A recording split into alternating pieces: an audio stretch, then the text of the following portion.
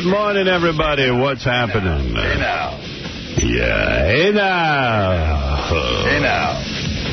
Hey, what's happening? Anything new? Hey, now. Okay. Just trying to figure out what we're doing right now. Got a big week of radio for you. Big week. Woo, it's hot in here. Hey, now. Hey, now. Hey, now. Hey, now. What'd you do this weekend, Robin? I went to see a show. Yeah, what show? A Day in the Death of Joe Egg. Yeah, I would never go to that. Already I know I don't like it. Oh, it's very well acted. Yeah, well. I can tell you didn't like it either. No, I really liked it. It's the second time I've seen that production. Not that particular production. I saw it in London first. I thought this was a much better production. Artie eats eggs. Yeah, I like egg. Artie went out and did stand-up comedy this weekend, and John says Artie's eating was out of control. Artie's telling me it's the road. The road. It makes him eat? He's here all week. He's on the road one day. Why does he have to eat on the road? Because, what else is there to do? You drink and you get kind of revved up from the big performance. And then you want to eat. Where were you guys? We were in Columbus, Ohio at the Funny Bone. So we go back to the hotel, and our room service is closed at 12 o'clock. So we have no place to get food. So we're starving. So we go and call a cab company to go and take us through the drive-thru at the Steak and Shake. Oh, boy. The what? It's called, it's one of the best places I've ever been to in my life. It's called Steak and Shake. And you can get steaks and shakes. What do you mean? That's all they have? No, they have cheeseburgers. It's a drive-thru? It's a drive-thru. And you get drive-thru steak? Like a porterhouse steak you can get? Well, they have what they call a steak burger, which is what we got. But yeah, it's a hamburger. No, but you could get a steak, too, if you wanted. Like steaks and eggs. This is in Columbus? This is in Columbus, yeah. Steak and Shake. I wonder why they don't have that here. But it's great. And it's like an all-night drive-thru, so for people like us, you can go there and eat. And we were loaded, so we had to order through the cab driver who barely spoke English, so we're yelling stuff. I want chili, too. Like, they want chili. And we want a double toe. They got to know what we were talking So what did you pack away? All right, I got to tell you Artie's menu. You ready? One double cheeseburger. One grilled cheese sandwich. He ordered all this at once? Yeah, this is all for one sitting. One grilled cheese sandwich. Why does it always have to have cheese? I mean, I don't know. I like cheese. I've never heard of a cheeseburger with a grilled cheese on the side. Yeah. Grilled cheese on the side?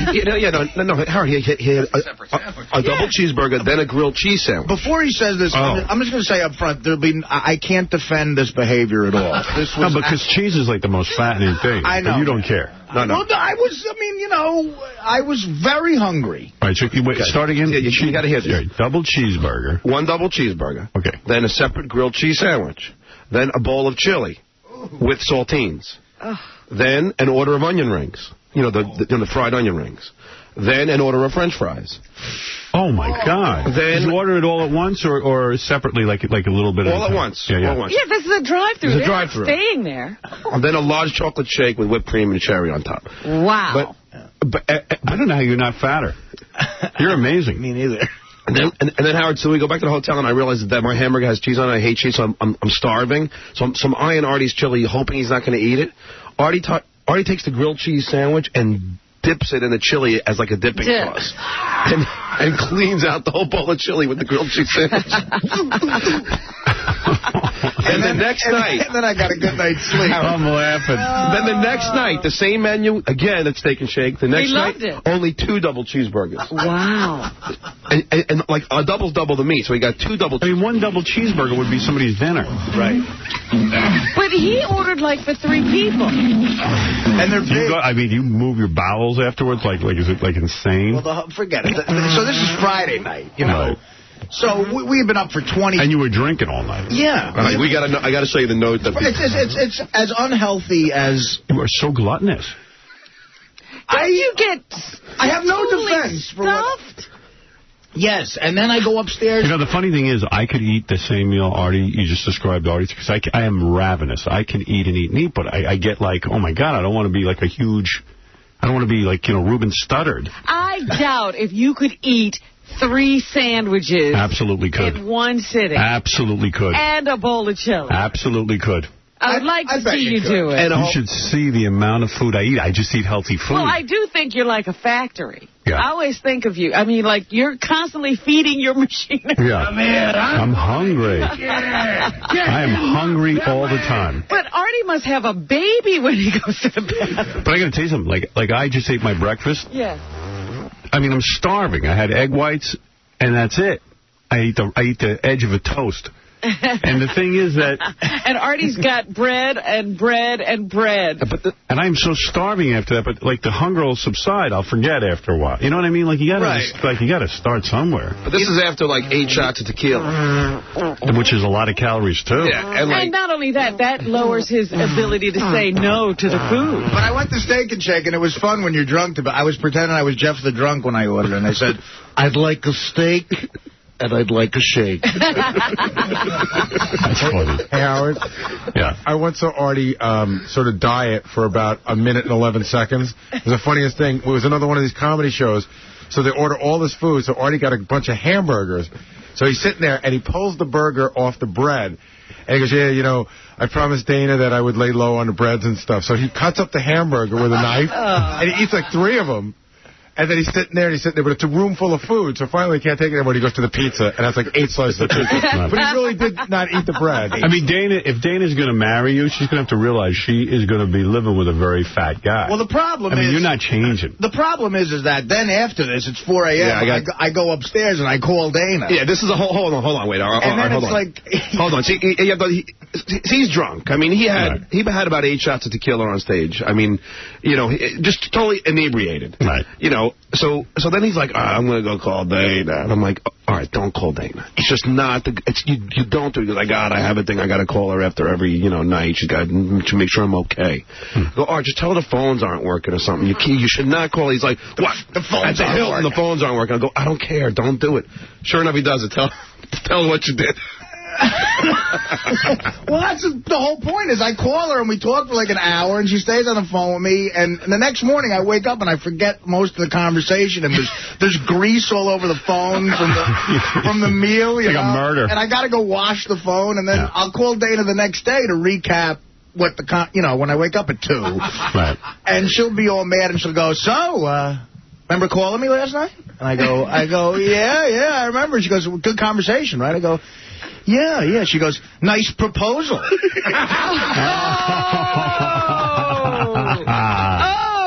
I go, what? Like, why does she want to talk to you in that condition?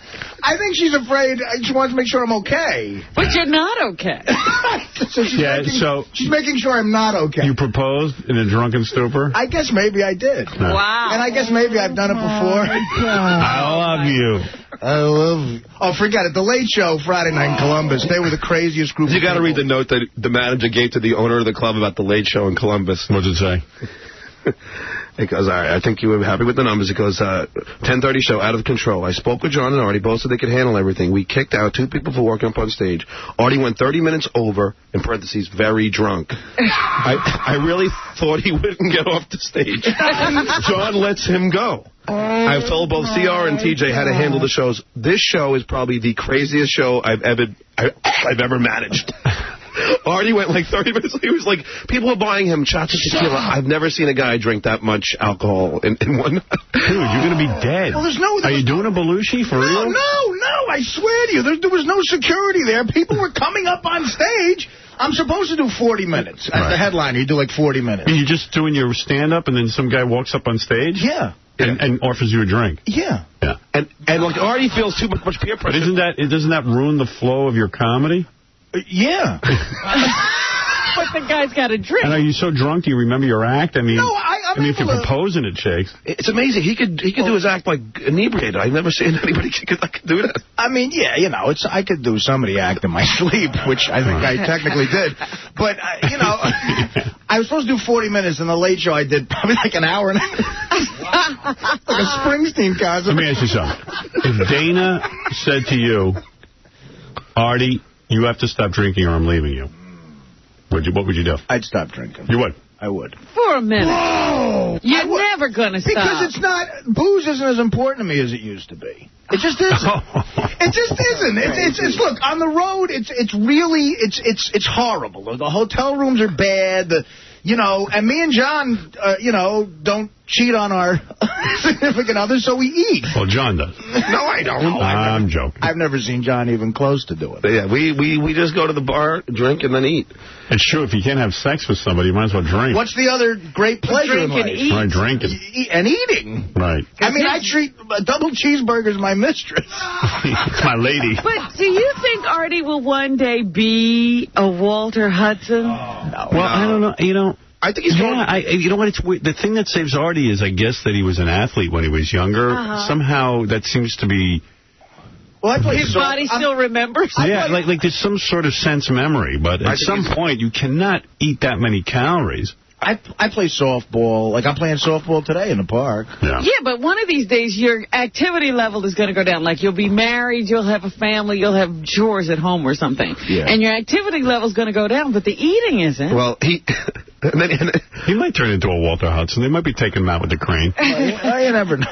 Artie flailing his arms up and down. I can't walk. I think he's going to do the Belushi thing. Like, no, I'm not. I think you're going to die young. Look, I'm 35. I already got a couple years on Belushi. Any history of heart problems in your family? No. Nothing crazy. And it never scares you when you hear about guys like Luther Vandross or Barry White. Those guys are black. Oh, if that's the difference? Yeah. They're not fat. It's not the fat. He's a fat white guy. It's the white. Yeah. Okay, that's going to save him. Yeah. I just wanted. It was a good show. Friday. Yeah, no. He's professional. Yeah, I mean, and nobody's critiquing the show. I mean, there's only one show that he got drunk. That show. The 5 shows. What? We had 5 shows, and only one of them was the one that he got drunk, the late show Friday night. Yeah, there's 2 shows, and then 3 shows Saturday night. It's a busy, crazy weekend. He retires after every weekend. He goes, that's it. No more. I told John on the way home, I said, that's it. This was my farewell. My swan song. I'm retiring. He's like show Cher. business. He just retired. Howard, for you. Yeah. You should hear these 2 argue in the office, or I should say John browbeat Artie. Because the funny thing, John's on the road, and John just wants to crank it out, man. He's just going to say, let's make the money. So they wanted to add a 6th show. And Artie's like, I think is on the road under protest. Mm-hmm. So I'm doing it for money. I got making money. And Artie's like, John, listen, I don't want to work that much. And they just like bicker all the time. They're like a married couple. Well, we're going to be out there. Might as well make it. What else are you going to do? Yeah, nothing else to do. You're bored. But you're going to say eating. The weight of the show falls on Artie. Right. Artie does an hour and a half. No, he does 40 minutes. I did 25. It's not quite that much. No, but he's the closer. So Can I make a suggestion on your shows? I mean, a critique, and I haven't even seen them. Yeah. It's a little too long. No, they're only an hour and a half long. Yeah. No, all we have is one guy. I went to see Sarah Silverman on Saturday Night, but she was so funny. Yeah? Oh, my God. You got to go see her show. She was funny as hell. Yeah, she's really good. Oh, wonderful. Real good. Yeah, I really, really think she's the bomb. But she does like I got there. The show was supposed to start at 7:30. It started 20 to 8, okay? I got there late, so thank God it started 20 to 8. So 20 to 8, and I was out. I was down in Noble by 9. I mean, like, in other words, she does a little under an hour. Yeah. And you're out. And it's enough. You're done. You're done. That's enough for comedy. It really is. Yeah. And I know you feel like, well, you're charging people money. You got to stand there all night. But give them a good show and get the hell out. And then Well, these shows are only an hour and a half long. But at a club, at a comedy club, it's usually an hour and a half. Yeah, I think those comedy clubs are boring sometimes. They're so goddamn long. Is it just you and John? There's got to be somebody else. It was me, Artie, and Russ Maneve. That was it. And then Artie had his buddy there. Right, but this really good comedian came with us. There's a MC, a middle, they call it, and the closer. That's what it's like at a comedy club. Who's the closer, you? Yeah, and you're drunk. Not all the time. Right. I'm only drunk if the people get me drunk. There's no You could say no. They come, yeah. But, Artie, the security is that you say no. Like someone's got to stop. Someone's got to tackle someone. Artie acts like there was a gun to his head. He had to drink 8 tequila. Well, you haven't seen our crowds, Robin. There might have been a gun nearby. I mean, reminds me of that scene in like the Blues Brothers when guys are throwing stuff at the cage. You tell the head of the biker group in Columbus I'm not doing a shot with him. Michael, you're on the air. Good morning, Howard. Oh, my goodness. The guy who walks up, is he like a biker dude? A lot of them look like that. Yeah. Some bald. Yeah. Bald, like earrings, nose rings. You're doing a shot, pussy. Artie never turns him down. I heard that, once he did a shot of tequila with Tabasco in it. By mistake. Yeah. One guy gave me a shot of tequila once on stage in Pittsburgh. It had his girlfriend's hair in it. Oh, did he do that on purpose? I don't know if he did it on purpose, but I got so mad. And then I drank the shit. Go ahead, Michael. Howard, I got to tell you, that Steak and Shake is the most greasiest food you can ever eat in your lifetime. Thank you. That is disgusting what he ate. Howard, it's so greasy. Yeah. Oh, greasy beyond belief. I'd like a steak, and I'd like a shake. It's unbelievable. And let me tell you something. His girlfriend will leave him in a drop of a hat if he loses your show. Once you go off the air, he's done. I don't think so. Nah, he'll be married by then. No. He'll be married with a kid. She'll divorce him then. She's only with him for the fame. Fame? What fame? Well, I don't have fame of your show, riding your coattail. All right. Nah, she loves him. Who knows? But so what if she's with him for the show? Let him have a good time. He's enjoying. Yeah, I guess. Yeah. But He's banging a hot chick. What does he care? He's going to be 400 pounds in no time. He keeps going on the road. I don't know. He seems to manage this. Well, he jogged like, what did he do? Yeah, Saturday I woke up and I jogged 2.5 miles on the treadmill. And then probably went to McDonald's drive-thru for breakfast. I did. For lunch, you know what I had for lunch Saturday afternoon after I jogged was a steak. Did you really? Me and my buddy Jimmy was on the road. We said, let's go get a nice meal. And we sat down and I had a steak.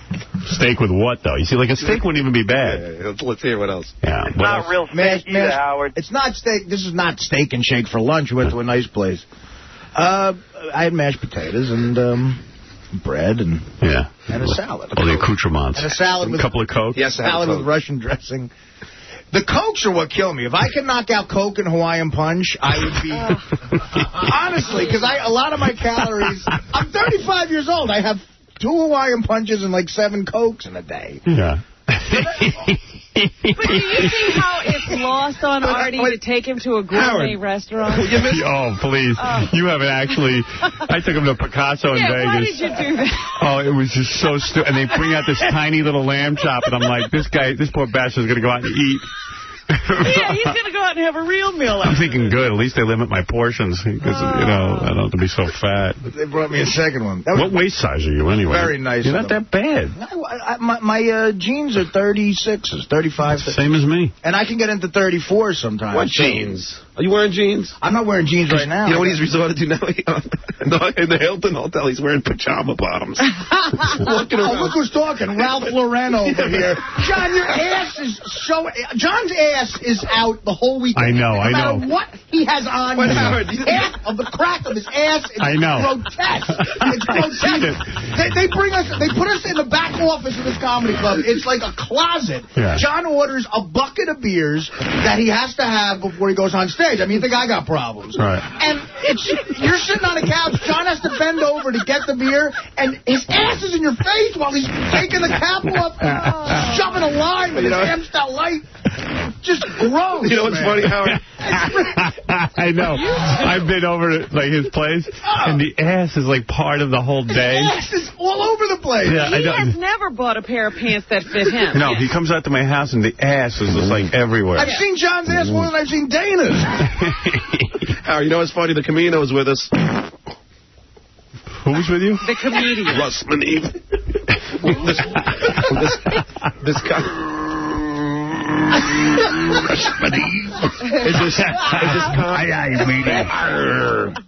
Is this comic that doesn't drink, doesn't smoke, doesn't do anything bad. Yeah, he must have been repulsed by me and Artie the whole time, just drinking. He's really funny, but he's a real healthy guy. Yeah. So, well, dude. Wow. Steak and Shake. But I don't know why do you need a grilled cheese sandwich? Oh, Robin, I wasn't thinking rationally. Why do you need a bowl of chili with it?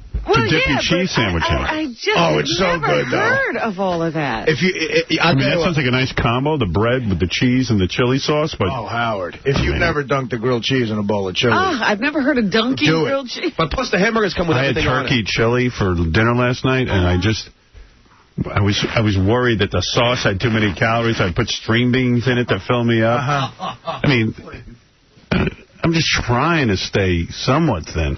This guy, he just eat. I mean, for what he eats, he's pretty thin if you think about it.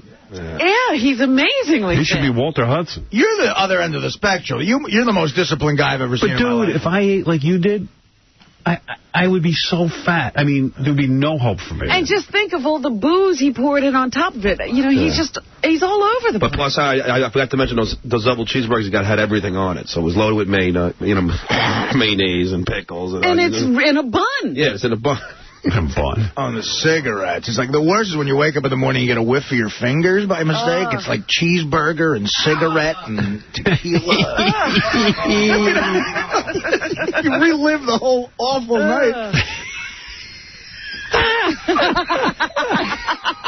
then, it's like, that's just... like the phone is full of grease. Well, looks like there was a murder in the room. Somebody murdered a steak. One time when I was like 20 years old, I was talking to my buddy on the phone, my friend Mike Saccone. I'll never forget this. We think there's a guy upstairs who executed a cow in his room. We're pretty sure housekeeping sees all the remnants of it. I was talking to him on the phone. This was when I was like 20 years old, and he heard me go, He goes, well, what's the matter? He thought I was like dying. And I found a White Castle pickle in my underwear. I don't know how in the hell it got in. I was wearing jockey underwear, and it was like the ketchup was dried up, and it was stuck to my ass almost. Hey, Howard. But I know Artie's getting heavy because we took this small plane home, and I sat next to him, and you know the armrest? Yeah. Artie put it up because I guess maybe because his fat would squeeze into the... And at one point, I tried putting it down so I could lean on it. First of all, John, don't even get into your behavior on a plane. When John had long hair, we sat together in coach once on a plane. He fell asleep in 2 seconds on a 6-hour flight, and his hair was in my food. And I couldn't wake him up. And he's drooling. Wait, Artie. You got to get to L.A. 4 shows. Artie, I'll give you the money for the parking later. He got money to tip the driver? Following John on stage, he spits into the mic. He's got like tuberculosis or something. You get up there, the mic is soaking wet. It looks like someone dunked it in a sink. And John's like, I'll bring a party there. Artie, do you know anybody got any weed? What's my God? Artie, I just got to go to the ATM machine. I'll get you the money. Hey, you got money for the food? I just need some money to get to the airport. I'll pay you when we get back to New York. Artie told me the funniest story the other day. You know, Artie's been eating... Boy, you know what? I've heard that monologue. Wait a minute. Artie's been eating Milano cookies this breakfast. The worst. Was it Friday? It was Friday, yeah. John, 2 days before that, John had asked Artie for a Milano cookie, and Artie gave it to him. The next day, John just decided, well, now I can take them. So he reached into the bag and just took a Milano cookie out of Artie's bag. And then he ate, he started to eat it, and then he had to tell Artie something. So he leaned down and started talking into Artie's ear. Artie said he had Milano cookie. Howard. Spit all over his face. Howard, it was... I did spit out of my ass. Howard, I had to go into the bathroom and boil my face. Howard, I was so grossed out. He comes over to me, he takes a Milano cookie, and he starts talking to me about, like, okay, so it's all set. We got a car coming for us.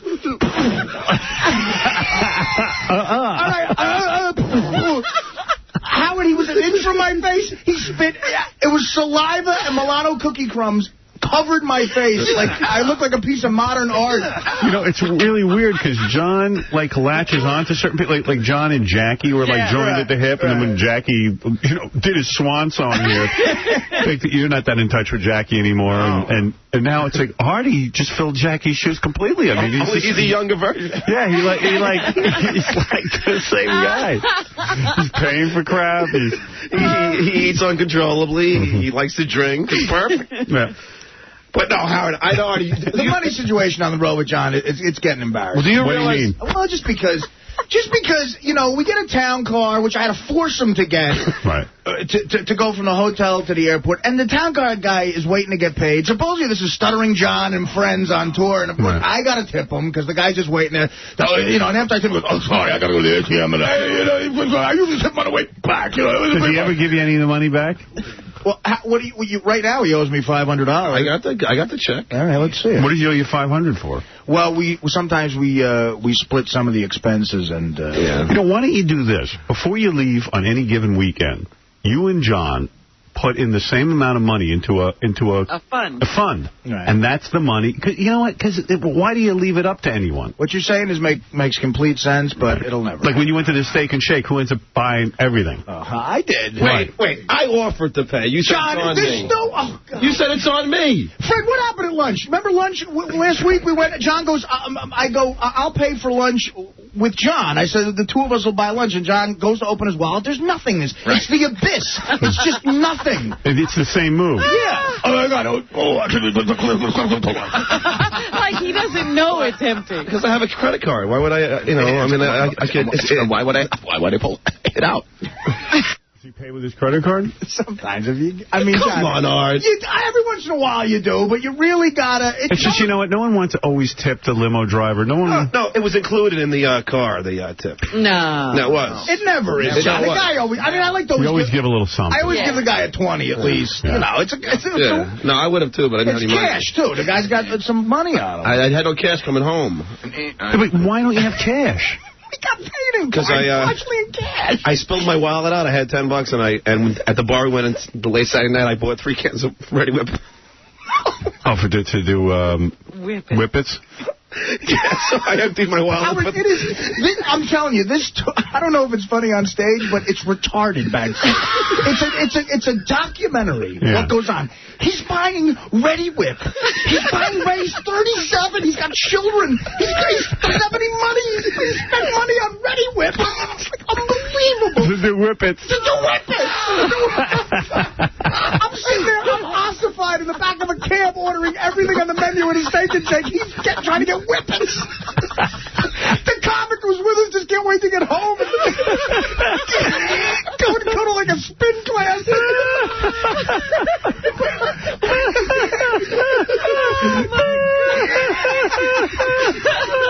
He's just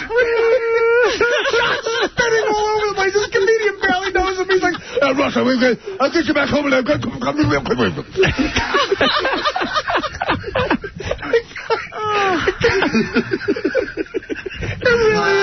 It really is unbelievable. It's unbelievable. And then we're on a plane at 9 a.m. on a Sunday, and we just look awful. Yeah. You guys are in, like, where were you, Scranton or Columbus? It's like you turned it into Manhattan. Yeah, we did. We did. I mean, it really is just, I mean, look at me. Look at my eyes. Oh, I know. You look horrible. You're looking at me. I look horrible. My mother, I slept all yesterday afternoon. I missed the Yankee game. I woke up at 6. Now I'm screwed because I can't get to bed. Yeah. My mother comes over with food. And she goes, you look horrible. Why don't you stop doing this? I'm like, what? I didn't go to college. I have to do this. Yeah, what am I going to do? Stop doing it. Stop doing it. But you could, you could sort of curtail some of the behavior. No, you're right. Is it fun, Artie, when you're doing it? When you're on stage and, the people No, I meant liking eating you. and waking up at 2. It's got to be fun, at least. And Yes, it's fun. It's fun when you're doing it. The recovery process is god-awful. Aaron, you're on the air. Really. Hey, what's up, Howard? Hey. Hey, one thing you need to know about Steak and Shake, although it is very greasy, them steak burgers are about an 1/8 inch thick. Mm-hmm.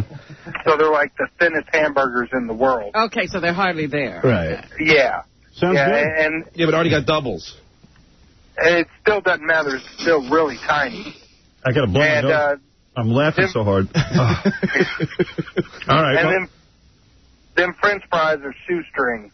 All right. Thanks for adding this. Yeah.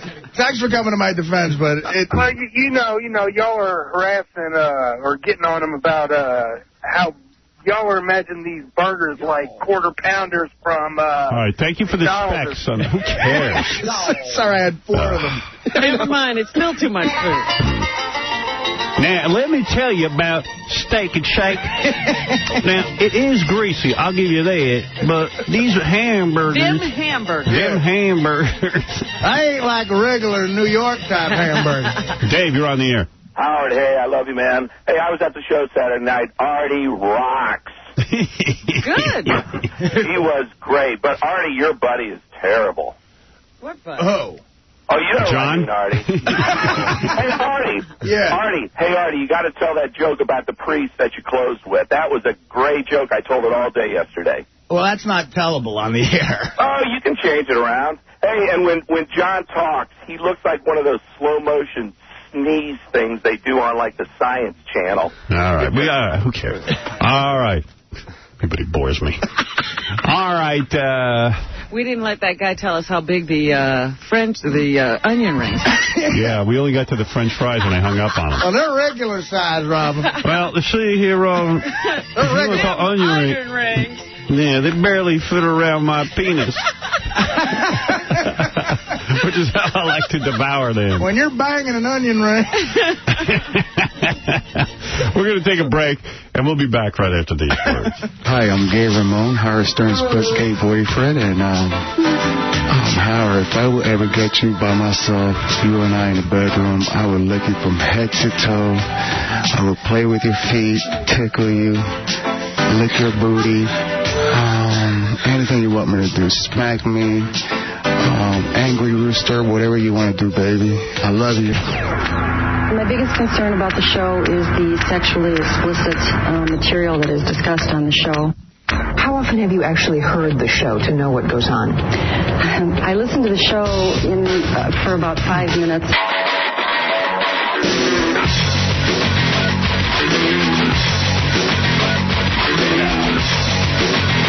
Oddly enough, that's my biggest concern, too. The sexually explicit stuff. I'm trying to get more of that on there. I couldn't agree more. I've been working on a song over the weekend. I was so inspired by that guy, Roger Allen Wade, that I wrote a song called A Woman's Place is on My Face. And I'd like to sing it for you later in the show. Oh. All right. A woman's place is on my face. Wait, you'll see. You'll love it. Yeah, thank you. Thank you. Thank you. Thank you. Oh, you were finishing up that story. Artie, if you're just tuning in, we've been talking for 40 minutes about Artie and John and their show they did this weekend. So after the whole thing, I get home. I just want to have one good meal, something, you know, so I order some Chinese. And so I sit down to eat, and I ask my wife to pour me a glass of orange juice. She pours me a glass of orange juice. I drink like 3/4 of it. I start to pour more. As I pour more, I notice there's the brown stuff in there. Oh, wait, what are you doing? Throw it up. When I think about it, I'm almost going to throw up. John, don't. Oh. So...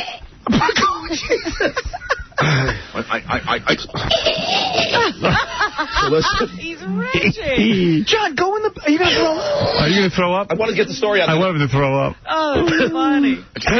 What was in there? So I go, Susanna, there's something brown in the orange juice. So she looks at it. There's maggots all in the OJ. I just drank. Hey. Like 3/4 of a glass of maggots. John's like gold dust.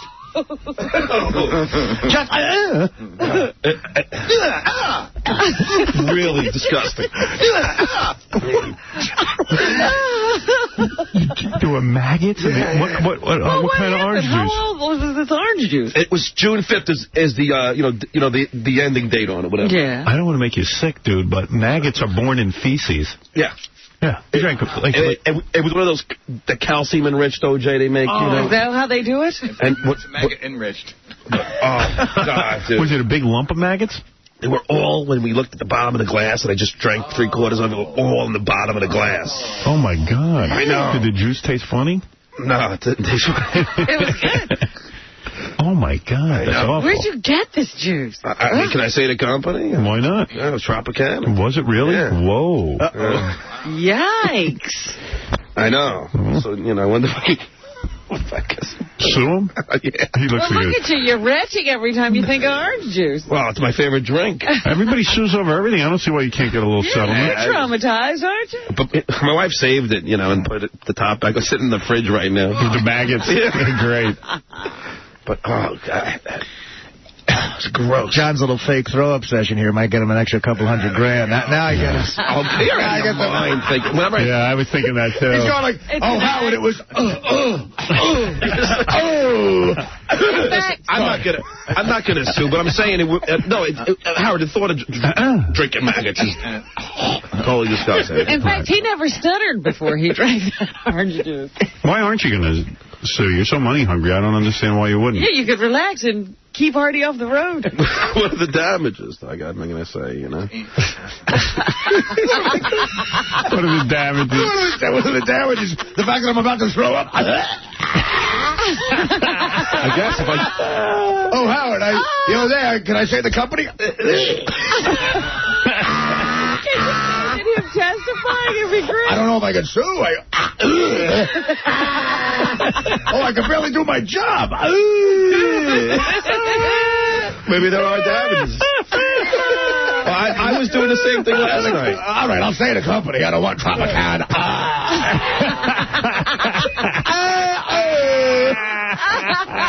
What mental anguish? He's working up into the big lawsuit. I don't know what my damage... I mean, I'm no lawyer, but... I did say the I can barely answer the phone.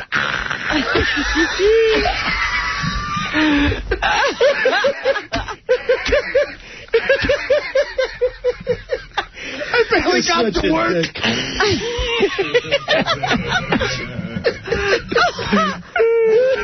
I don't know how I'm going to have lunch today. And orange juice was your favorite drink. It is my favorite drink. And I swear to God. That's like the gold dust. You know what, Artie, I swear to God, I'm not kidding around. I swear to God. I can barely... It was really disgusting. You probably have a lawsuit, right? I can show this tape. Yeah. You're almost vomiting. Please. Your Honor, when I think about it, Your Honor. Your Honor. Your Honor, I can't even... What are you doing, sir? I'm throwing up. No, that was really gross, I think John like this, Susanna. I'll pretend to throw up. You're out of your freaking mind. Each channel will have it on tape. That's part of our evidence. It's really disgusting. That is gross.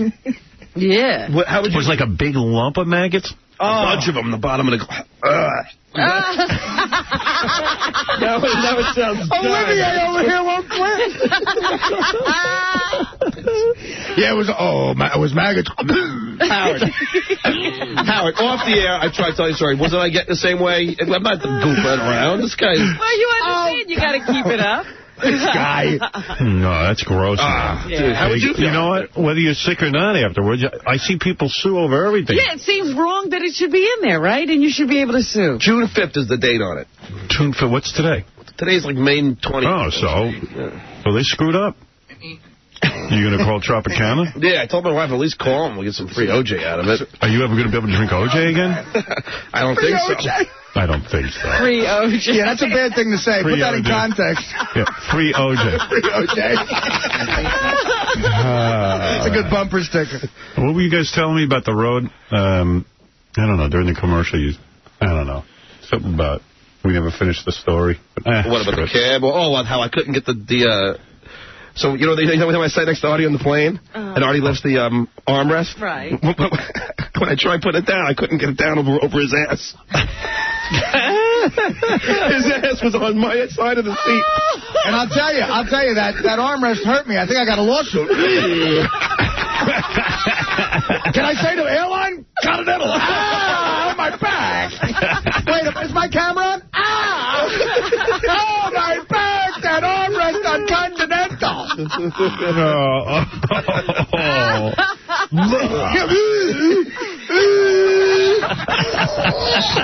goes right back to the story, real casual. Yeah, so it was Tropicana. Did your kids see it? No, but my kid's been sick all week. Oh. And she's been drinking the OJ. So she's had a tummy ache all the whole family was all week. So now we think, and that's true. Okay. And all of it's true. Did you videotape her? I'm going to wait for Artie's little freaking... Right now, Greta's in acting class learning how to vomit. No, you got when you pretend to puke, you got to...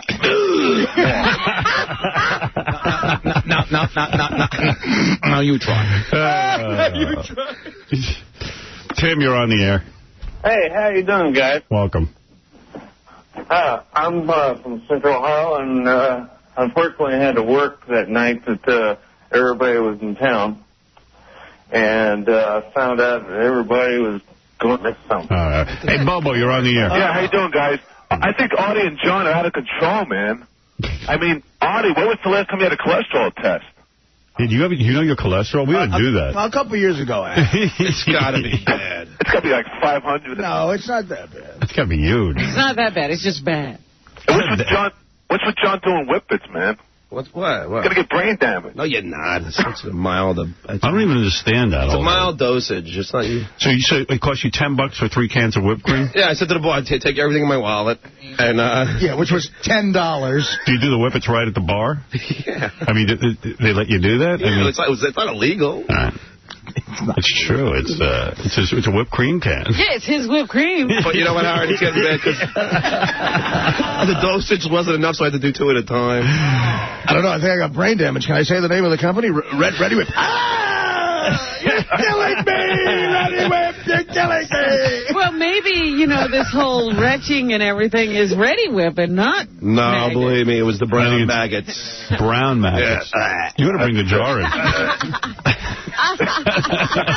What kind of maggots?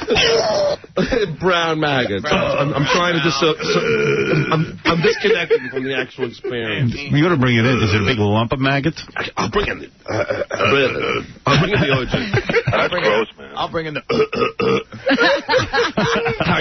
I'm like, I can't eat bugs or anything like that. It really... Well, no one can. Yeah, who does? You can't eat bugs. I'm learning so much about John. You don't understand. No, but if you see Fear Factor... People that can't eat bugs. If you see Fear Factor, they can eat... Artie eats Bugs Parmesan, so... Yeah, with a little mozzarella, not bad. Yeah, you don't understand. I can't eat bugs. I think I understand that. Really repulsed by it. No. So are we. You're goofing on it. I'm not goofing on it, John. I just, doesn't really seem like you're throwing up. I could probably throw up in 2 seconds thinking about it. What? I could probably throw up in 2 seconds thinking about it. Let's see you do it. That'll be good for your lawsuit. Come on, Brenda. I don't want to throw up, Howard. Talk about the maggots. Let's see if you puke. If you puke, you'll have a lawsuit. Yeah. I swear to God. Stop. It's true. Talk about it. No. They will. Well, I'm telling you. You can't fake that, Artie. You look like Ralph Cramden. Talk about it. Seriously. If you throw up, you'll have a lawsuit. Yeah. I'm not kidding. I don't want to. Talk about the maggots in the orange juice. No. Did you drink a big gulp of it? I drank about 3 quarters of it. 3 quarters of the glass. I'm telling you, this is what I was doing all last night. You're right. I think about 3 quarters. Okay. Oh. Oh, my goodness. People should be able to see this. Give me another. Jessica Hahn, you're on the air. Oh, lovely. I just got sick. I just literally got sick. I'm never drinking juice again. Listening to John's story. I just threw You could sue John, and John can sue Tropicana. She could join the class lawsuit. action. Yeah, you could join the lawsuit. I just got got sick. I'm not even kidding. It's horrible. Oh, me too. Wait. I'm in on the lawsuit too. Wait. You guys. You know, I throw up if my back didn't hurt so much from that continental seat. All right, Jessica, thank you. Jessica checking in. Ryan, you're on the air. Good morning, Howard, King of All Media. This is Ryan from Cleveland. Hey, Ryan. Listen, I just want to say congratulate you guys on a great show every morning. You guys make us laugh. And, Thank you. You're doing real well as usual, Howard. You're the man. Thanks. But listen, as far as starting John goes in answering those phones, that douchebag smokes too much pot because he can't ever get to the phone. It rings and rings and rings. It's 50 lines, dude. Dude, you're John, seriously. Plus, I'm not even out there right now. It's the whippets and the doobies, dude. You're a freak. At least I didn't mention the beer. Seriously, you're stupid. But that's all right. We still love you. Do a great job. Congratulations, guys. Thank you. Easy. I should read email. I should get to... Gary Garver did a bunch of interviews.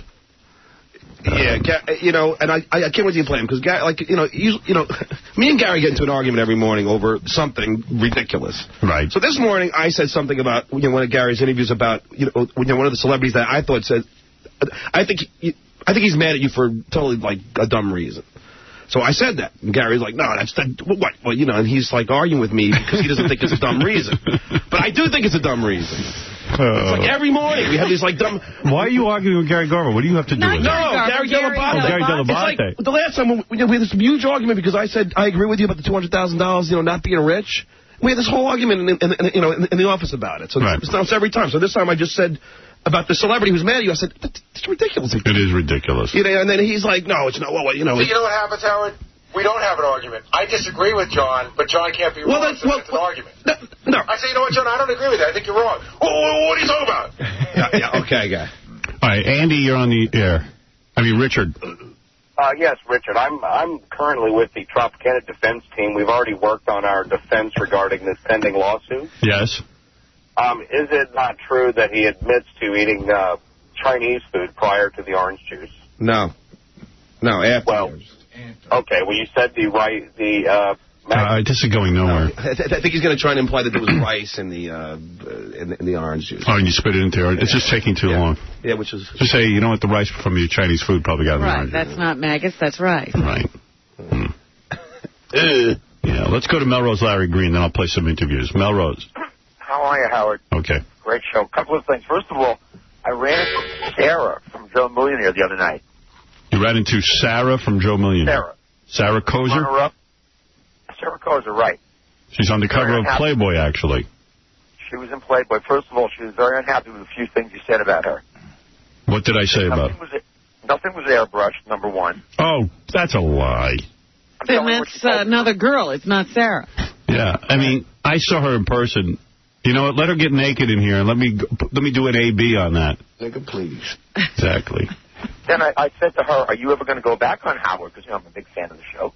She said, well, my plate is very full right now. I don't even think I have time to do his show. Her plate is full, which accounts for that belly being airbrushed. her plate is as full as Artie's. Something tells me. She's a nice looking girl, but the body. In fact, the guy Evan, who was Joe Millionaire, said to me, "Trust me, dude, she didn't look like that." I'm not done. She said she got a lot more than $500,000. She got closer to $1 million. I doubt that. That's what she told me. And she said that it was Fox's decision that Evan picked Zohar, or whatever the woman's name was. Oh, get out of here. Zora. Why does Fox care? On the life of my mother, she told me this. Why would Fox care who Evan picks? And since what she told me at a club in Hollywood. You think Fox wants to... What difference did it make to them who got picked? And plus, yeah, exactly, they want reality television. Well, between those two girls, what does Zora get you that Sarah doesn't? Nothing. Right. I have no idea. I'm just reporting the facts. I'm like Jack Webb from Dragnet. All right, anything else? Yeah. Yes. I ran into Daniel Baldwin, the same place Gary Garver did. And Daniel Baldwin probably thought I had a tape recorder, but I did not. And he was talking to me very badly about you. Daniel Baldwin. Who is even... Which one is Daniel Baldwin? The one who that tore up the hotel plaza. Oh, the one who did the drugs? Yeah. Right. Who cares what he has to say about me? You want to know what he said? Yeah.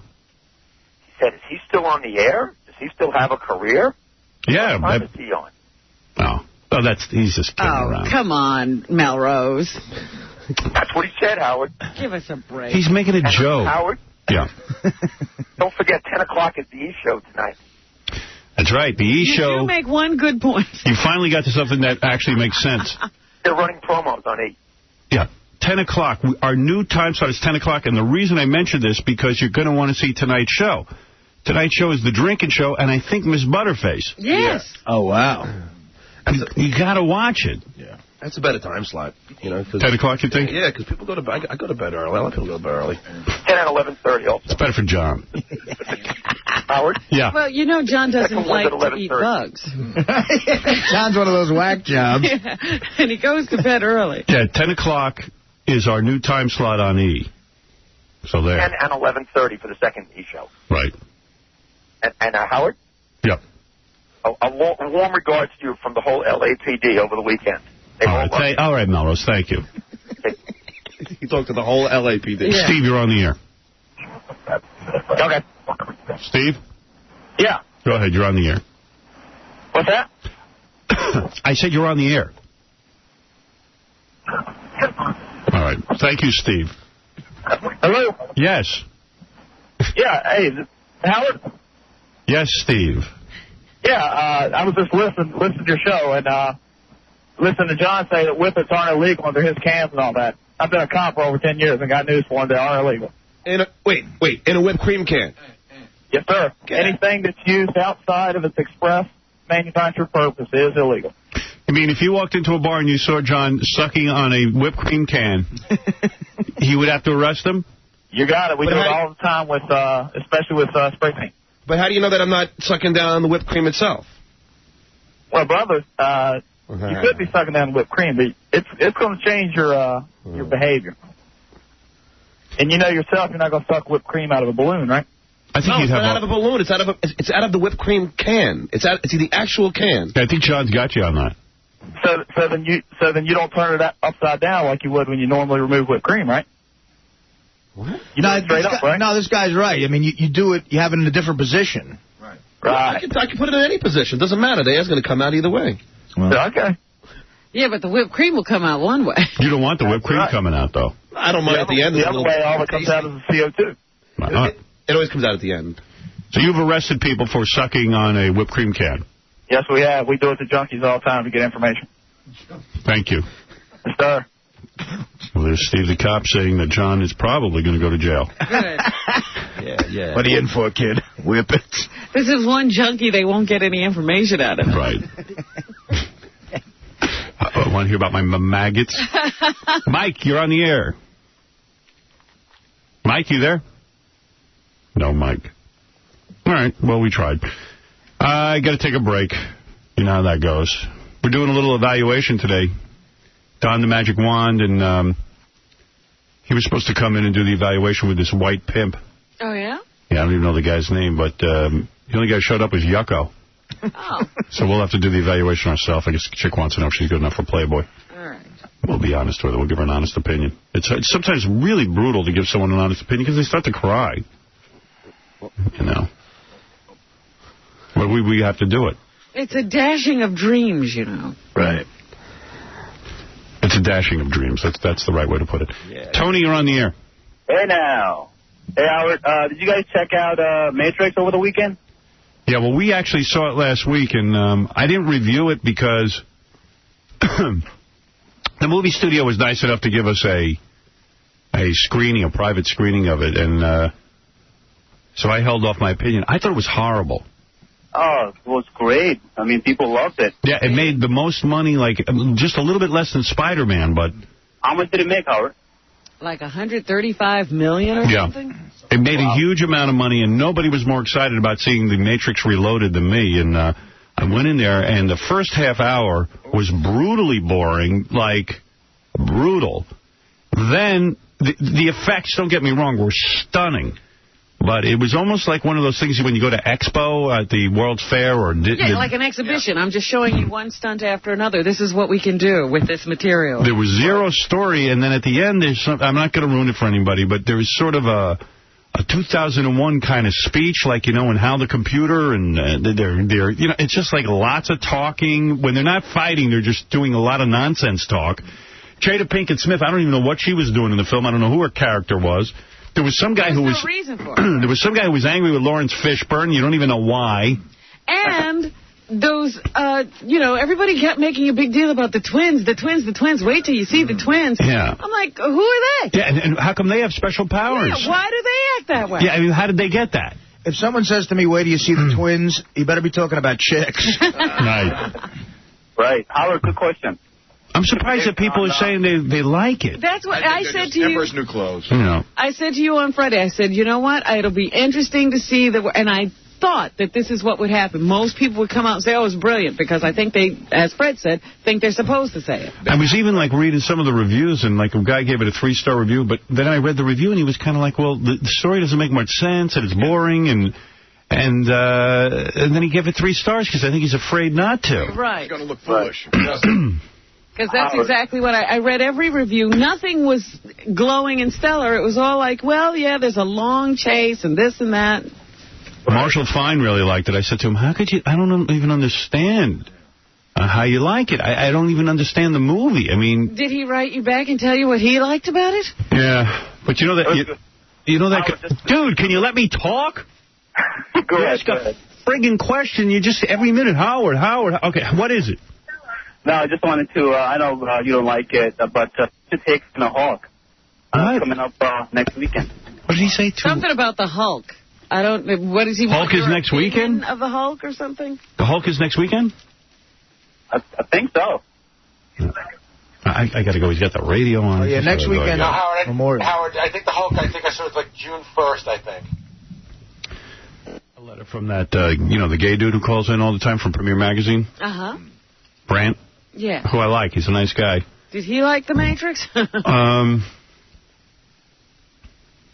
Wait, here, he wrote me a note. He saw it, too. He hit it right on the head. I just got to find his email. I don't know if he even kept it. Because I got to read this to you. He hit it right on the friggin' head. All I know is Robin Brzezinski fell asleep during it. And I was jealous. I was like, I wish I was sleeping. It was funny because Tony Coburn, your hairdresser, came up to me the other day and she said, what did you think of that movie? And I said, I was, majorly disappointed. She was like, really? My husband and I thoroughly enjoyed it. Yeah, well, they're just happy to get out of the house, her and her husband. That's the only thing I can explain there. I can't find this guy's email. I don't even know how to spell his name. Gary, how do you spell that guy Brant's name? Brantley or... Yeah, it's under Brantley. But how do you spell it? Brantley. Brantley? Damn. Nothing coming up? Nothing coming up. I get so many emails. I never erase any of them, so I've got 10,000 email. Let me just... Wait, give me a second, because it's really worth reading to you. I got some interesting email in here. But not the one we're looking for. I got chicks who write me. Who are these chicks? Different chicks. Famous? Yeah. Really? Oh, yeah. Hey, now. I got the famous chicks writing me. Hey, now. I do. Cool. I love it. Come on, tell us a name. Yeah. Well, there's one I passed from Angie Everhart. Yeah. Well, I knew she'd be right. Yeah. No, she doesn't write that often. Yeah. There's one from... We know you know her. There's one from Mary McCormick. Yeah. And we know you know her. Tell me somebody we don't know. I don't know anybody. I can't find this guy. Too bad. It's too bad, because you would like it. But anyway... What about Marshall? What did he say? Oh, hold on. Going through his email. There's one from Condoleezza Rice.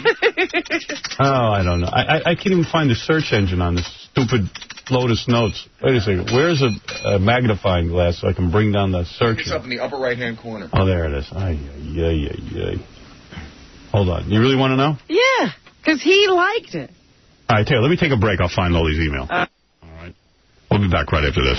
Here's Fred Durst talking about his relationship with Britney Spears. See, that's the reason I ask these questions. I need to substantiate the story so we can prove her wrong. I'll tell you right now. Go ahead. Girl is a liar. Oh. She's a liar. For sure.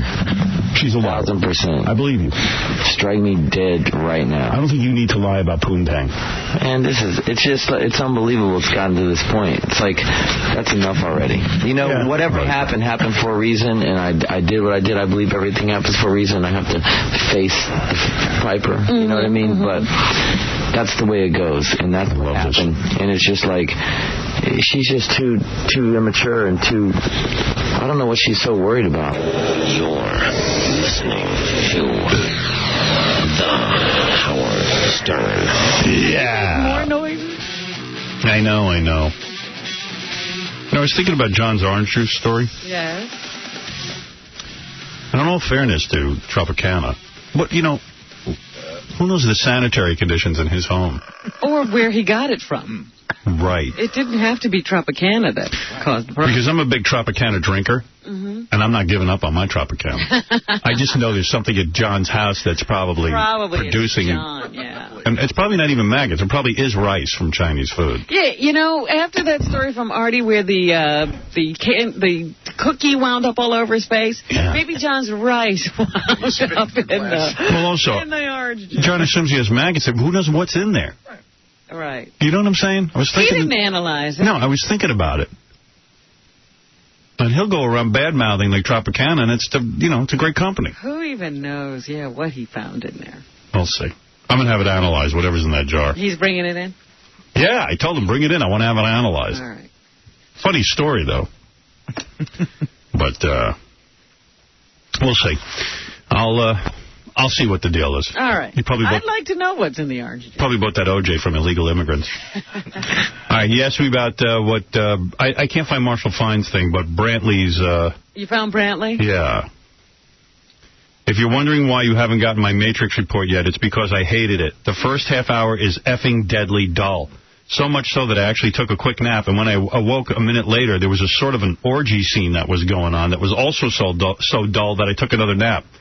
In between the action sequences, which are certainly wham, pow, zock impressive, but I couldn't have cared less about them. Right. Because of these long, incredibly deadpan dialogue scenes rife with tedious Germanic philosophy that reminded me of the last two Star Wars films in horror. Yeah. Yes, that dull. So there's my report. He's right on the money. Yeah. So that's from Brantley over at... What is it? Premiere Magazine.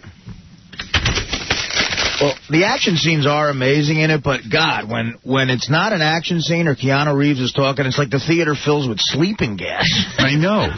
It's awful. Is he duller than he's ever been? Wow. And when he's saying stuff that doesn't make any sense, it's really bad. Like, don't you think The Matrix would have been cool? Like when they last left you on the first Matrix. I loved it. It was a great movie, and this guy realizes he's the one. Right. And then all of a sudden, when you come back to this new one, he's the one, and it's just sort of ho-hum. There are people offering things, bringing his kid. You know, there's all these throwaway things. Well, yeah, I said, they had religious references, and then there was a tribute to just about every action film we've seen in the last 20 years. Yeah, I mean, like, wouldn't it be cool to see him sort of develop being the one and sort of coming to grips with it, and people starting to worship him, and him telling them, look, I don't know what's going on. But all of those people were still asleep. How'd they all wake up? You don't know. You don't know anything. You don't know what it took to get people to come out of the Matrix. That would have been more interesting, right? Yeah, I don't know. I started rewriting the movie, but what do I know? Well, all I know is the third one better wrap everything up beautifully. Otherwise, this was a complete waste. Yeah. Well, if you sit through the credits of The Matrix Reloaded, at the end they show you the trailer for the next Matrix, and it looks like it's more of the same, just a lot of guys beating each other up. Right. But no real story. I don't know. That was just my opinion. I know some people said they really liked it. But. Right. It sounds like a lot of people over the weekend liked it. But, there wasn't enough of Agent Smith to me. I mean, here was this great villain, and, he was reduced to being an also-ran. Yeah.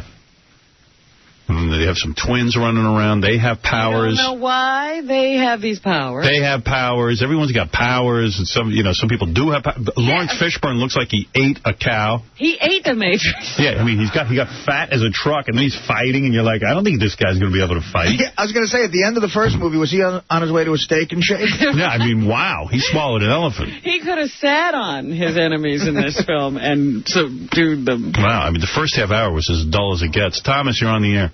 Yeah, Howard, I saw it twice. I saw it Friday afternoon at 1 o'clock. And in between action, there was this old guy snoring his ass off, just snoring as loud as you can be. And as soon as the action came back on, he woke up, where am I? And then he went right back to sleep. That's the way I would have liked to have watched it. Yeah. Yeah, wake up for the good parts. If I could have slept through most of it, then I'd be all right. Yeah, the ending was horrible, and a lot of people don't know. They'll show the previews of the third one. You saw it twice? Why would I saw it twice. Why would you see it twice? I saw it with my entree, and then I saw it with my something on the side. Oh. You got your wife, and then you brought your girlfriend? Something like that. Yeah, I hear you. Is that right? So he has to go see it. So I got to go see it twice. He's got to cover his tracks. Can't say to his wife, I saw it already. Yeah. You know an entree is no good without something on the side. Oh, I hear you. A little gourmand going on there. Yeah. How long you had the gourmand? I got that. I got the wifey on Saturday, and I got the gourmand on Friday and Thursday night. So, Yeah. You got to spread out a little bit. Did both of them hate it? Yeah, both of them were nodding off, so I'm just like, I was starting to nod off in the second one. Did you ever accidentally go, oh, this is the part where... Right. Yeah. The kissing scene where he had to kiss the chick, and I'm like, hey, check this scene out, it's just a kiss, I'm trying to convince him. Just a kiss, it's just a kiss, so. All right, talk to you later. Yeah. That sucks when you got to see a bad movie twice. Yeah, but it's worth it because you're getting side poonage.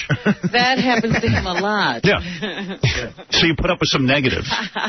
Big news on E! Starting tonight, the E! Show airs in prime time at 10 p.m. We're kicking off the new time slot with the drinking show in Vegas, Blackjack for a New Rack, Who Wants to Bang My Son, and the long-awaited Butterface contest. All this and more starting tonight at 10 p.m. The new time slot. 10 p.m. Look at us. With a new time slot. Prime time. Prime time, We're baby. finally ready. You bet. All right, Gary Garver was out in L.A. He ran into Kelsey Grammer, who I guess has a beef with us. Yeah. Kelsey? Yeah. How you doing? I'm good, man. How's it going? Fine. How are you? Long time. Yeah, long time, man. Everything all right? Fantastic. Yeah, man. Can I ask a couple questions? Yeah. Mind? Yeah, go ahead. Are you sad that Fraser is ending? Well, every ending is a new beginning. But, Jesus. What's that? Thanks. Yeah, sure. It's been 20 great years. Do you now have enough money to never work again? Nobody ever has enough money to never work again. Oh, I think he does. Wait a minute. If he doesn't, maybe nobody does, but that's ridiculous. No, he in does. This case. He does. Do you ever go on the Howard Stern show again? Probably not. Why do you hate Howard Stern? Don't hate him. Oh, no. Who would hate Howard Stern? He's the sort of royal trash mouth of our society. He gets away with a lot of fun stuff.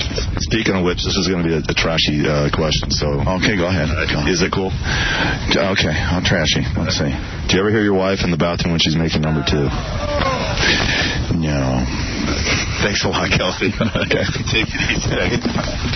That's why I won't do Howard anymore. That's why you won't do it anymore? Yeah. Yeah, I hear you. Thanks, man. Hey, thanks, man. Hey, appreciate it. You know what? Howard can beat up on me anytime he wants to. What? Howard can beat up on me anytime he wants to, but he should leave my wife alone. Oh, please. Because that's what's pissing you off? Yeah. I'm sorry. Thanks. Okay. Thanks, man. All right. I know Camille, and she's been in here when I'm talking about her irritable bowels. Yes. And she laughs her ass off. Do you think, however, that she said something to him that made him this upset about the whole thing? I don't know, but it's a funny thing she's got. She farts all day. What's not funny about that? I don't even know what this disease does to her. I mean, she takes more dumps than most people. That's what it means. I mean, so, her stomach's upset. And it's a totally psychosomatic illness. Irritable bowel syndrome. It's really funny, though, because when I see, because she's always dressed in, sexy outfits and everything. Yeah. I do look at her and wonder what's going on.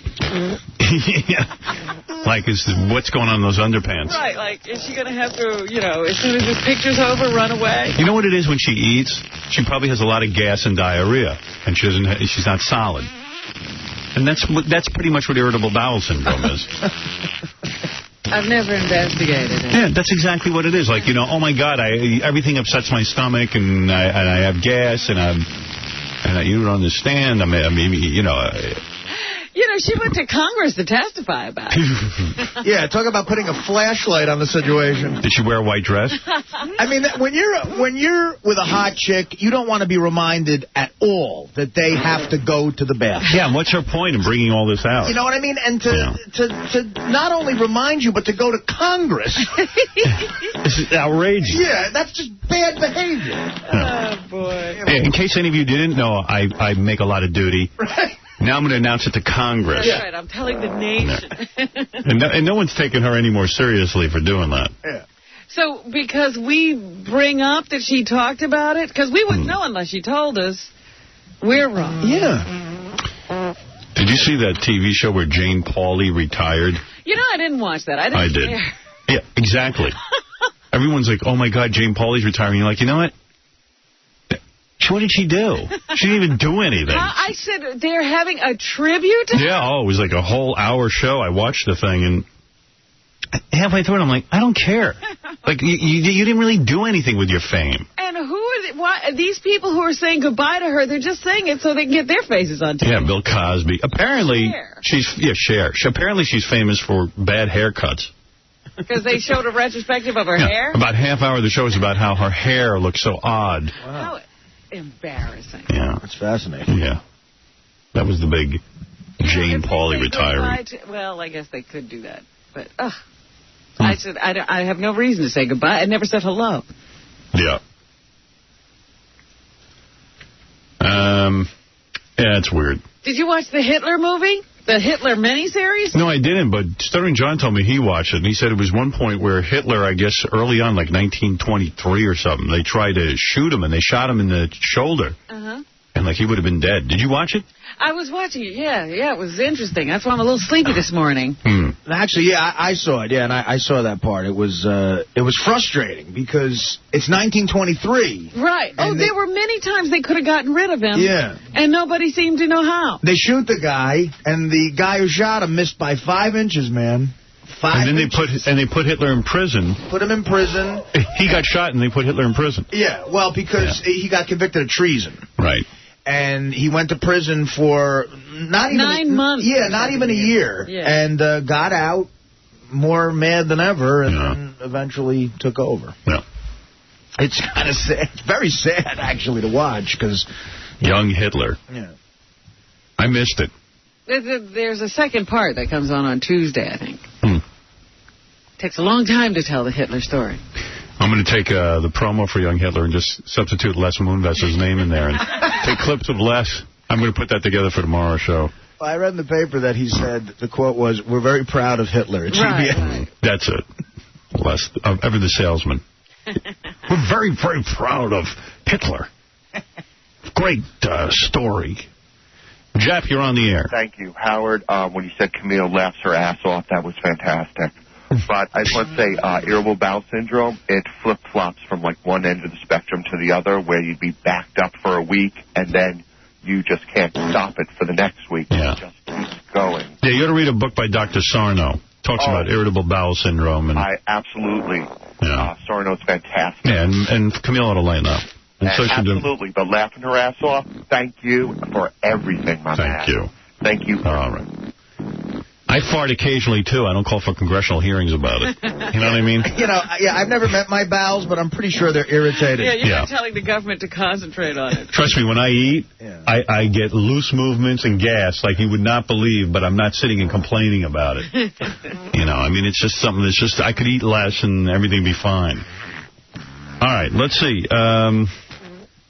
Here's Gary. Oh, wait, there's a guy on the phone who claims he knows where Saddam Hussein is. That, in fact, Saddam Hussein is alive. Let me get to this guy, and then I'll play you some Gary Garver stuff. You're the founder, and this is James Capers, Dr. James Capers. When you say doctor, what do you mean, like a Ph.D. doctor? Yes, Howard. Hello? Yes, I'm here. Oh, okay. You all right? Yes, I'm fine, thank you. Sound like you're dying. No, actually, I'm enjoying the show. And there's nothing wrong with your voice? No, well, I've been in New York all this week and conducting workshops and seminars. Yeah, you gotta go like this.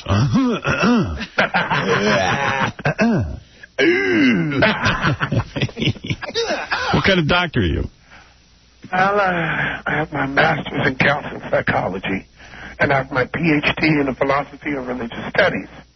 It says here, James is the founder and senior bishop of the Church of Divine Prophecy in San Diego. That sounds. He's a bishop. The church that specializes in clairvoyant powers. Sounds kind of hokey. No offense, James, but. Oh, come on, guys. Yeah, I know you're all clairvoyant. I bet you the whole organization is women. Oh yeah. Very wrong. The majority of the congregation is gay. No, I don't think so, Howard. Are you Got gay? That cornered. Dr. Capers, are you gay? Oh, well, last time that I checked, I wasn't, but... Really? Because you sound sort of fruity. I sound like kind of fruity. Well, you're clairvoyant. You should know. You don't do whippets, do you? Pardon?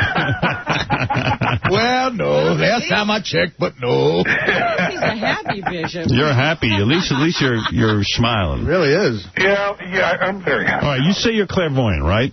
Yeah. All right, I'm holding something in my hand. Robin, you can see what it is. What am I holding up? Howard, I'm not...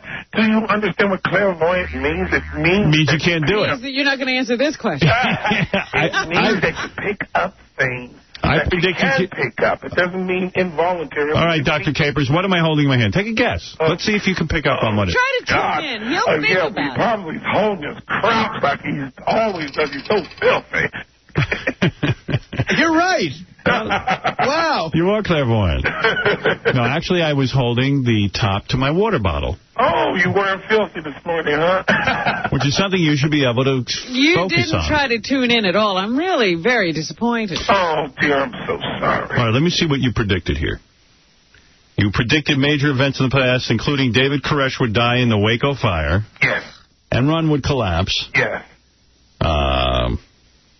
You call yourself a doctor practitioner with clairvoyant powers. You charge $2,500 an hour to meet with clients. Yes. Well, he should. It should keep people away. If I eat 3 times a day, dear, yes, I am.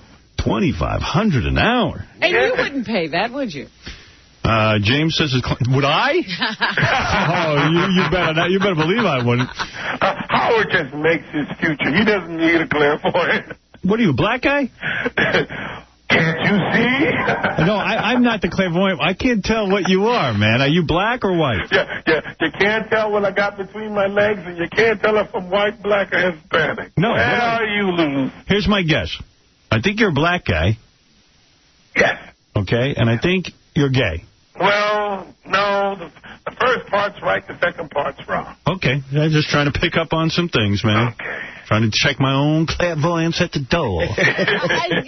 You missed some major events when you were announcing his predictions of past events. How come you didn't predict 9/11? Well, I just didn't get that prediction. I was predicting and felt a great tragedy, and it was going to lead to war, but I didn't know what it was. What good do you do? Dr. James. Well, I do pretty good. Dr. James, Robin doesn't understand clairvoyance. She's a little naive. She doesn't understand clairvoyance. Yeah, but she's quite pretty, so what the heck? All right, you say Steven Spielberg recently attended one of your conferences. Yes, that's correct. And what did you tell him? I told him, Steve, get a life. Wow. Yeah, that's good advice. I predict that you're not going to have a life in comedy. All right, here's how James got his clairvoyant powers. He's the 7th child of the 7th child of the 7th child.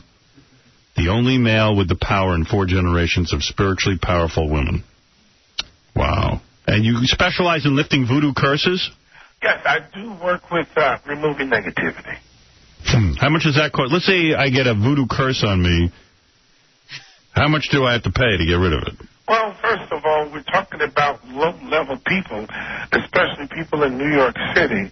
So probably, if it was you, Howard, it'd be for free. No, be honest. How much is it? I'm telling you the truth. If it was you, it'd be for free. Well, pretend he's not Howard. Here it is. Pretend I can't pretend I'm in the life of Now, you must be embarrassed by how much you charge if you won't tell me. Well, let's see. It all depends on how strong and what type of situation that we're talking about. Because it says on my notes here you charge $10,000 to lift a curse. Well, I have charged more. And you can do it over the phone.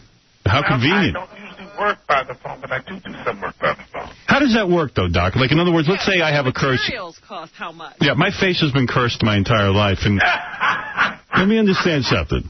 So would I send you the money ahead of time? You're not going to lift the curse until I send the money, right? No, you're wrong. Really? Yeah.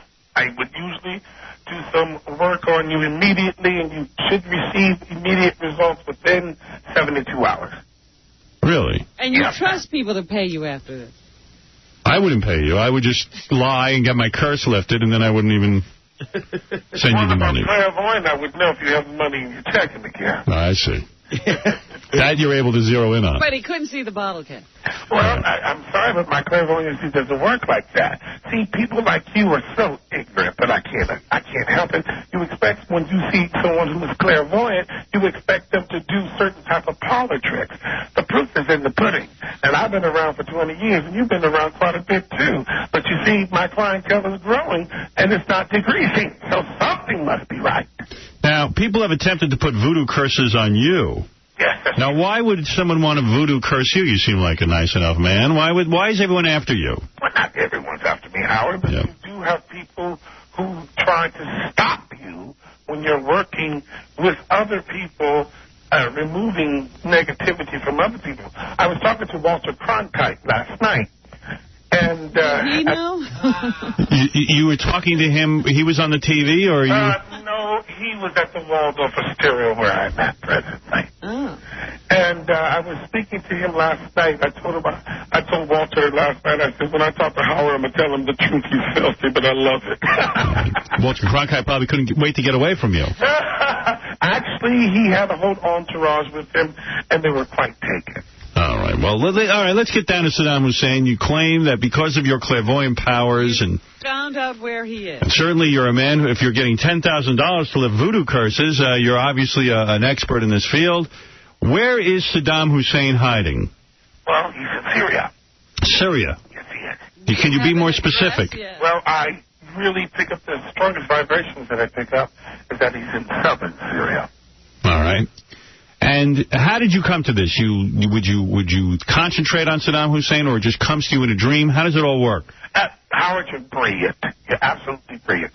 Yes, that's exactly how it is. Taking time. Clairvoyants need time for clearing in order to really, really pick up people and objects. There's a focus point. And once you're able to do that and spend the amount of time, that's when you're able to identify things. A bottle cap or something like that, that's insignificant. Who the hell cares about a damn bottle cap? But we do care about Saddam Hussein. All right, Did you call the government? The government is flooded with all types of wackos and all kinds of stuff. You're kidding. Well, come on now. I'm talking about people who claim, quote-unquote, they're psychic, but they're poor as church mouses. All right. I would say if you were really a witch, why can't you cast a spell and get the hell out of that storefront? If you're truly clairvoyant and you're truly gifted, there should be some fruits of your labor. Let me get this straight, Doctor. You're saying that you are not, you're not a fake, you're not a quack, but the other ones are. Well, the only thing that I can say you got balls, buddy. That I perform for my clients. Well, very good. Spectacular. How does one get in touch with you? Let's see. To order Dr. James Caper's book, Methods and Practices of Life Work, call 619-280-0778. Thank you. Yes, Artie. I can't believe no one said to President Bush, listen, Louis Armstrong called and said he's in South Syria. Well, the only thing I can say about Artie is that you got TWP. Wow. Hey, nobody has to see that little tiny thing. Artie has a little dick and Saddam Hussein's in South Syria. Loaded. Hey, Doctor, just so people know, how much does the book cost? Oh, $150. $150? Yeah, it's a textbook. It's not a regular reading book. It's a textbook. It shows you methods and practice, how to develop the different types of powers like telepathy and clairvoyancy. Well, anybody can do this, is what you're saying. Well, you know, we all have potential, including you. I've been watching you for years. Ever since I've been watching you, I always thought you were kind of sexy. But now I don't know, since you think that the private part of me ain't working right. 619-280-0778. Thank you, Doctor. Thanks a lot, Howard. I enjoyed the show. Enjoy you. Right. Thank you. Bye. Wow. Well, there's a guy who... Not a quack. Not a quack. He won't call the government to tell them where Saddam Hussein is because there's so many quacks on the phone. They're flooded with the quacks. It's just flooded with wackos. Not like me. I know where he is. Michael, you're on the air. How you doing, Howard? Hey, brother. Listen, the orange juice story with Stuttering John. When I was about 20 years old, I bought a bottle of Livy's tomato juice and started drinking it. And all of a sudden, I felt something wiggling on my tongue. And it was a worm. It was like a brown-looking worm. It's not maggots. First of all, it's mealworms or fruit worms. I mean, oranges grow on trees. Oh, I see. So they can get in there. Mealworms. Mealworms and fruit worms. And, I mean, you know, for him to say that they're maggots, I mean, first of all, this is a guy, I saw him on Survivor, or whatever that show was. The guy's got, like, bug paranoia. Well, let me ask you something. So it can't be harmful to you? Nah, you know, it's protein. I mean, look what they're doing on Fear Factor. All these people eating all that crap. But wait a minute. These fruit, whatever you say, they can survive the whole pasteurization process? Mealworms. Oh, yeah, because, well, the whole thing is, I mean, these oranges, when they get them off the groves, they're taking them and throwing them through these machines. I mean, millions of them. You think somebody's standing there watching every single batch? I mean, well, I'm glad you actually called in about that, because John's like, I got maggots in my Tropicana. It's like, you don't know what you got in there, dude. No, but by the way... Meanwhile, it could also be... Seriously, dude? Yeah. Bring that in. I'm going to have it analyzed. Okay. I mean, you want me to? Sure. I mean, I feel relieved that this guy's saying that they're mealworms. Yeah. I mean. Hey, Howard? Yeah. Howard? I found a Mexican guy once in my Poland Spring. Just kidding. Hey, Howard? Yes. By the way, I was down in Vegas to see you. Yeah. It might have been the worst experience of my life. Really? Yeah. I was down there the first day you were down there, and we were standing on line for 3 hours. Do you know what was going on with the people that were waiting to see you? No. Well, we were standing there for 3 hours, and all of a sudden, this big black bouncer comes walking along. We were right in the front. We were about 10 people in. First of all, people were, like, trying to sneak in front of everybody else constantly just to get in the front there, but that wasn't the worst part of it. He comes walking along, and he says, okay, everybody, we got to march you out in the same order you're in, backwards, out of the hotel. And I was like, what?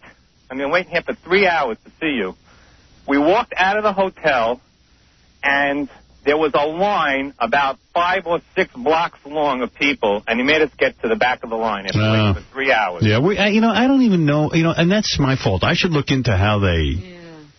I thought if you want to come gamble, you come in and you can see us just doing our show, but... I mean, the bottom line is if you got people standing there waiting for so long, why don't you just give them, like, a number like you do at a concert? I agree. I don't know that I'm ever going back to Vegas, and I mean, we had a fine time and everything, but some of the technical aspects were a little rough. But if we do go back, I'm going to look into that. I mean, nobody could hear you in the casino. I know. It's so silly. The whole thing is crazy. I mean, they're fun on TV to watch, especially when you see Miss Butterface tonight, but I don't know why an audience is invited in. It doesn't make sense to me. If you're not going to be set up for an audience. Yeah, we're not even set up for an audience, and I've said this to Tom a million times, and Tom's like sort of the guy in charge of all this, and then when you get there and it's not right, and he'll just go, is anything wrong? It's a little late. Yeah, but I mean, didn't you have like an auditorium or something there where you could have done the show? At least we like being like human beings. We're not. I go there to be in the casino so we can do the gambling bets and all that. Right. So I'm not really there to do it in front of a live audience unless. And I said if you guys want to put some speakers in, that'd be fine with me. But nobody does it. So it's like, and then I'm blamed for being a dickhead and not doing it right. But I'm relying on other people to do it right, and Tom never does it right. He just does it, and then we get back, and then when I complain about it, he's like, you're not grateful, I'm the bad guy. And I'm like, well, you kind of are, dude. You don't know how to plan a remote of this magnitude. Either do it right or just don't even bother. I couldn't agree more. Thank you. By the way, I ran into Jackie a few months ago. I don't know if you're interested in hearing what happened, but sure. I asked him about you. I ran into him, I live in Huntington, and he happened to be in I won't mention the name of the place, but anyway, there was like a thing it was like a benefit thing, and he was walking around with his wife, and I walked over to him, and I said, hey, Jackie, how you doing? He was fine, we started talking. I said, what's going on with Howard? You still talking to him? He goes, well, not really. Well, yeah. I said, well, do you speak to him on the phone? He goes, no, we email each other. No, we don't. That's not true.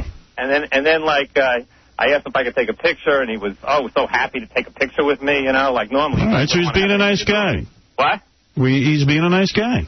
Oh, yeah, no, but I felt bad for him, to tell you the truth. Why would you feel bad for him? He left the show. He did something he needed to do. Well, I feel bad for him because the guy's making that kind of money to pull the stunt he moved. But obviously it wasn't important to him. He made enough money. He decided to leave. Nah, I think his ego got in the way. I think he's got a very large ego. Yeah, I agree with you, but I don't think you should feel bad for him. He did what he wanted to do. He's a big boy. He made his own decision. I think now he's regretting it big time. Well, whatever. That's his problem. And that's just your speculation. He didn't say that. That's right. Well, I could just see when I started to ask him about you, he was extremely uncomfortable, so obviously. Hey, at least he wasn't blaming me. I would imagine Jackie would be blaming me for his problems. Nah, I don't think so. He's, like you said, he's a nice guy, just trying to do his thing. He's a good guy. I always like Jackie. All right, I got to go. Thanks. Bye. Always fun talking about Jackie and analyzing Jackie's motivations, but we have to move on. What can we do? You could spend years. Yeah, all right. Now, Gary Garver, back to him. So that was Kelsey Grammer. Then he ran into... Who's Chad Everett? Oh, he was an actor. He was on Medical... What was that stupid show? Medical Center? Medical Center. Right, yeah. Medical Center. It's also an airplane movie, I think. I don't remember him, really. I think I kind of remember him. Yeah, just one of the square-jawed dudes who, when he was younger, was beefcake. You want to hear from him? Sure. What does he have to say? How you doing, Mr. Everett? Okay, can I ask a couple questions? Sure. Do you support our president? Who are you representing, first of all? Xfinity Broadcasting. And any particular show? It's just for 97.1 KLSX. Okay. I just want to know where it was going, Absolutely, 1,000% support our president. Yeah. Are you nervous about SARS? No, not really. I think SARS is it's a new strain. It's something we have to be careful of, but it's still not killing as many people as cigarettes and AIDS and any individual one of those things. Would you play golf with O.J.? Well, I worked with O.J. Back in '69. He did my show Medical Center. I remember that. And O.J.'s got his own troubles, and I'd say that our lives have pretty much gone on separate paths since then. Are you an A-list celebrity or a B-list celebrity? Oh, I don't know. I don't pay much attention to that. I like this guy. Yeah, he's hanging in there. Hey, he seems to not be thrown by anything.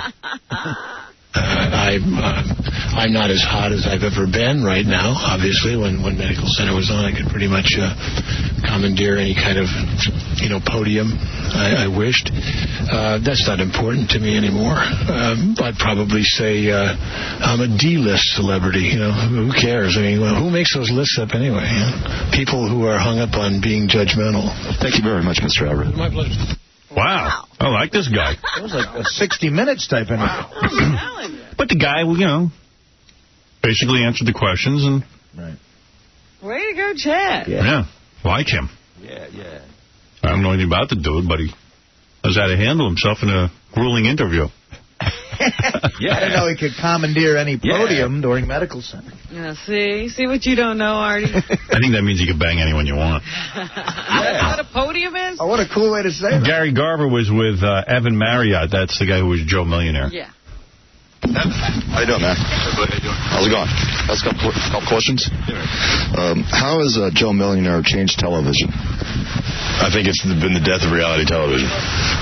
Because it peaked. It was entertainment. It was reality television's peak, and now I think they're really struggling to try to find something that kind of gets the audience and nation excited about that kind of concept. I think it can only be done once, and I think I was fortunate enough to be there to do it. Do you have a message for Artie Lang of the Howard Stern Show? Artie Lang? Yeah, well, if he was here, I'd use his face as a golf ball. Ooh. You irritate him. Oh, come on. Be a break. The math question's got to do it. Yeah. He hates you. Math is his enemy, man. I'll take him on. I'd use his face as a calculator. If he were here, I'd use his... Who are you talking about? Colin Powell. And you like the Secretary of Defense? If you had 5 yards of cloth and... He's like, yeah, second thing to say is... You got it. You got it. If you have 5 yards of cloth and cut off 1 foot, how many yards? Hell up, man. God damn. 5 yards of cloth and cut off 1 foot. Yeah. 5 yards of cloth is 1 yard is 3 feet. So you'd have 1 yard is 3 feet. You cut off 1, you had 5, you had 4 feet. Right? Something like that. What was that? Yeah. Sad thing is, I don't know if he's right or wrong. He's wrong. Yeah. If, whatever. Something like that, yeah. So what? All right, thanks. What's another one? Isn't it like 14 feet? Exactly. Right? Because you... Well, it's well, 3 times 5 right. minus 1 foot. Right. 15 minus 14 is 1. Yeah. So he was off by about 10 feet. Yeah. No, I was just going to say... I'm still waiting for Howard to answer if a train is traveling 20 miles an hour at 1/5 of a second, how far would it travel in 3 seconds? Maybe we'll answer it on the show or something. Yeah, maybe. Hey, can I ask one other? Who was the ugliest girl on Joe Millionaire?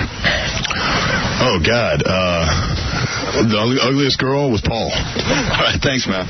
Oh. I like that guy. You know what? The odd thing is, I like him, too. You know, they're coming out with, there's going to be a Joe Millionaire 2. I'm like, how do they pull that off twice? Well, I think they're going to get the same dumb women and the same dumb guy. And it should work. There you go. They're all so stupid they can't remember. Yeah, I ripped an article out of the paper. Oh, here it is. I was reading the New York Times yesterday. I thought I'd mention that, just because it's impressive that Howard Stern sits and reads the New York Times. But listen to this. There's a movement afoot. We should get behind this. To clear Lenny Bruce's name, that he died a convict. Like, in other words, he was convicted of obscenity. Oh, yes, he still has a conviction on the books. So a bunch of comics are getting together, and they've asked Governor Pataki to pardon Lenny Bruce, because why should the guy... I mean, it's obscene what happened to him. That was a crime. The crime was actually committed by the government. Right. So they've gotten together and said, it's the least we could do for Lenny, especially anybody who feels that Lenny was the godfather of all things that are going on now in comedy, you know, and... Not that it's going to really matter to Lenny at this point, but... Yeah, it can't do much for him. It seemed like a kind of a nice thing for the governor to do. Maybe he'll do it. Does he have any heirs? Is, like, his daughter still alive and stuff? I think her name is Honey West.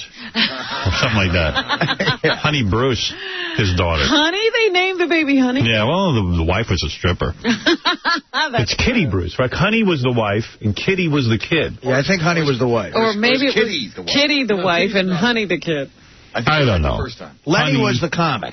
Yeah, that much we know. Lenny, Kitty, Honey, there's a whole thing going on. But the guy, you know, the guy was a comic. He used to use dirty words in clubs or whatever, and they would sit there and bust him and bring him into jail. And it really, I think all of his problems with the government are what killed him.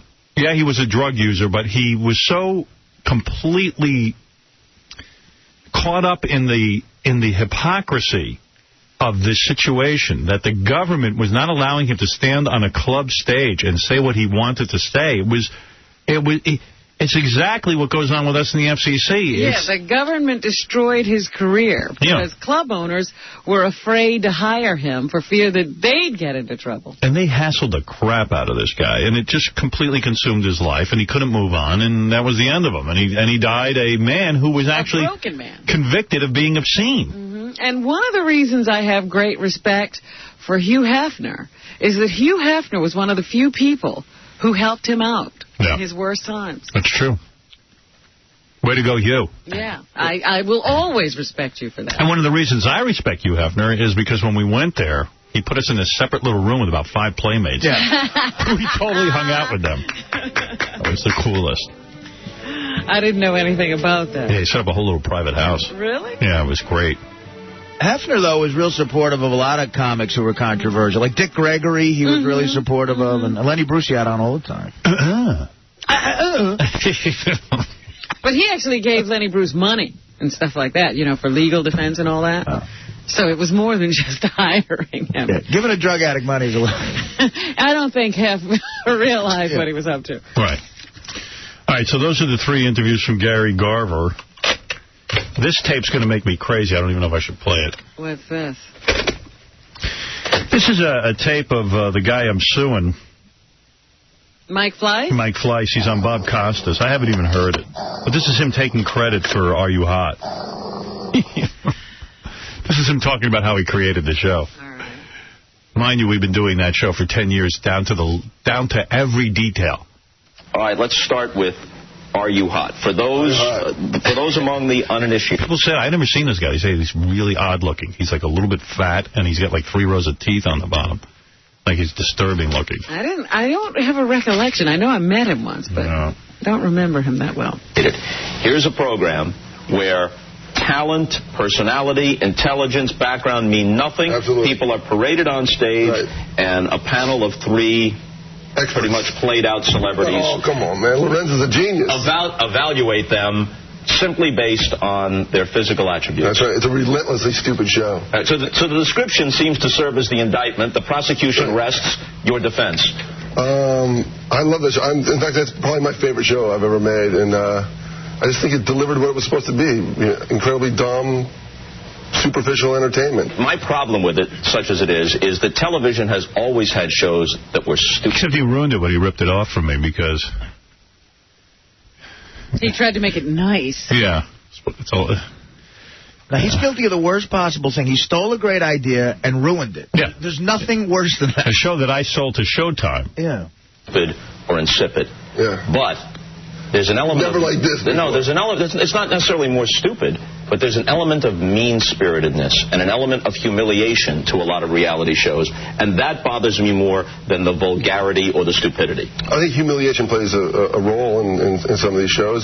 These people put themselves out there and they're risking something. And like with Are You Hot? I mean, the whole concept sort of stemmed from the thought of, what if we just advertised for people who thought they were good looking? Not are you legitimately good looking, but do you think you're good looking? And that obviously sets you up for a little bit of humiliation. By the way, we'll actually be doing our show, the evaluation show, where we find out, there's a woman coming in today to find out if she's hot. Okay. We have Yucko the Clown, and we're supposed to have Don the Magic Wand and everything, but... You mean you relied on a pimp and he let you down? He let me down. My pimp let me down. Did he oversleep? Here's some more Mike talking about his innovations. Right. Are you viewed as something of an antichrist? The Antichrist. The television world? You're viewed as the Antichrist by me, douche. Right on. I think I think some people don't like what I do, and they don't like how successful my shows are. But I really think, like Larry was talking about, raising the bar. I think these shows, my shows... The show that's successful is The Bachelor, and then they ruined that. Now that flopped. I think it's over for our buddy here. Unless he can keep ripping off ideas from me. Hey, he's got to deal with Les Moonves. Yeah, him and Einziger. Traitor. I was going through my... I was going through my pictures yesterday, and I have pictures of Einziger. I ripped them all up. Really? Yeah, because I went into a rage. Asked my girlfriend. She goes, well, don't turn the page. I went into a rage. I went, what a skunk he turned out to be. Where's his phone call to me? He's explaining to me when he's going to admit that he went out there and ripped me off, and he's going to join in on my lawsuit and admit what he did. He won't do it because he's like, skunk.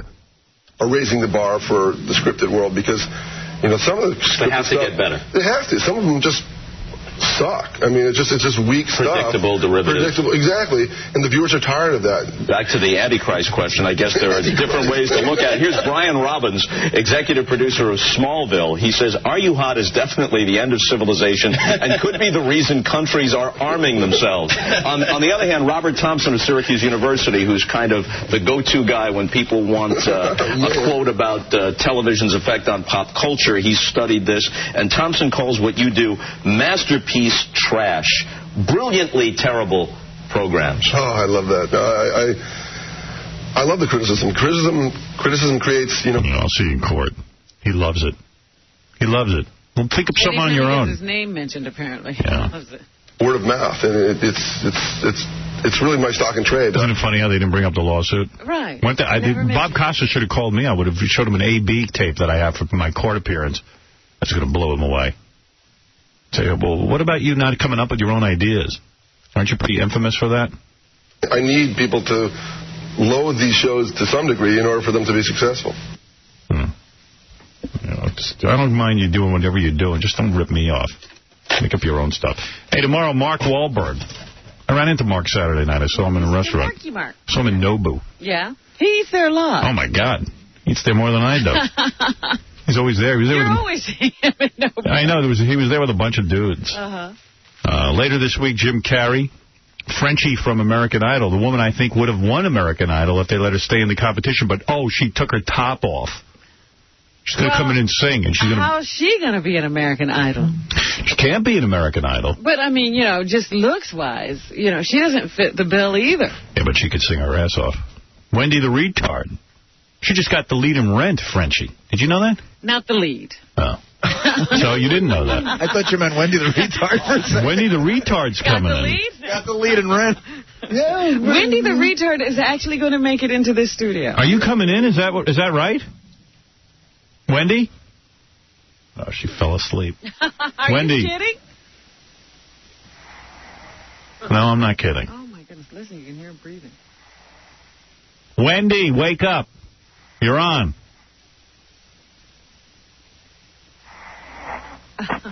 Wendy. Time to get up. Hey, retard. Hey, retard. What's with that retard snoring? She's a very quiet sleeper. She actually snores like a normal person. Hey, retard. She's a brilliant sleeper. I think if you say that enough, she'll wake up. Yeah. Hey, retard. Wake up, you retard. It's the worst father on earth. She would answer, but she doesn't know you're talking to her. Imagine that's your She thinks father. she's smart. You're retarded. That's your father. Hey, retard, your food's ready. Hello? Wendy. All right, well, anyway, Wendy is coming in. All right. I can't wait for that. Well, keep her on hold. Maybe she'll wake up. Yeah. Probably deep in REM sleep. She's dreaming about spelling the word blue correctly. That's all right. She's deep in retard sleep. I've seen this. Hey, retard. Time to get up. Time to get up. What does REM stand for? Retard eye movement. Retard eye movement. Wendy. Wendy the retard. Time for you to mow the retarded lawn. I made you a retarded breakfast. It's grapefruit and pizza. You put the grapefruit on your head. Oh, there she is. Hey, thank you. You woke her up, Artie. Wendy. Yeah? What, are you sleeping? Oh, no. You were. We heard you snoring. Oh, I guess I'm sorry about that. Yeah, I mean, I have precious airtime here. I can't fool around with people snoring. Yes? I mean, if you're going to call in, you must stay awake. I know how I know. All right. I understand you're coming in this week. Yes? We're looking forward to meeting How's you. she getting here? Because that was always a big concern. I can't hardly wait to meet you, and I can't hardly meet you, Robin. Are you coming up by car? Yes? Are you coming up by train? No, by car. She's taking a retarded car. Yes? You got that right, Artie. Did Artie's voice reach you in your sleep? Is that why you woke up suddenly? Yeah? Yeah. Uh-oh. Sorry. What'd you have for breakfast? Grapefruit and pizza? I had, for breakfast, I had chocolate cuckoo, the commercial, the... Cocoa Puffs. Yeah. Chocolate Cocoa Puffs? Yeah. Cuckoo Puffs. Cuckoo I had Cuckoo Puffs. Yes. Cuckoo Puffs and ketchup. Yes. Retarded breakfast. How you know I eat ketchup? Yeah, we know. You eat ketchup with your Cuckoo Puffs? Yes. I'm retarded for Cuckoo Puffs. Yes. You should do the commercial, Wendy. Cuckoo for Cuckoo Puffs. Yeah. I had Cuckoo Puffs, and I had a cheesesteak. Yes. Hey, Artie, what are you doing, spying on me? No. He's not Well, spying. how you know I like cheesecake? All right. Hey, listen, Wendy. Yes, Howard? When you come in, you'll do a song. We'll have a lot of fun. What is she going to wear? I'll definitely do a song with you, Howard. Good. What are you going to wear? Robin's got a good point. I'm going to wear maybe, I'm going to wear my pants backwards. shirt. I'm going to wear retarded pants on my head. Are you going to dress up sexy? Yes. Yeah. What are you going to wear? Skirt? Yes. Mini skirt? Yes. And belly shirt? Yeah. Yeah. Oh, that's going to be great. Oh, boy. Can't wait to see What are you. you going to do, like a Madonna song or something? No. Maybe a rap song like Eminem. All right. That would be great.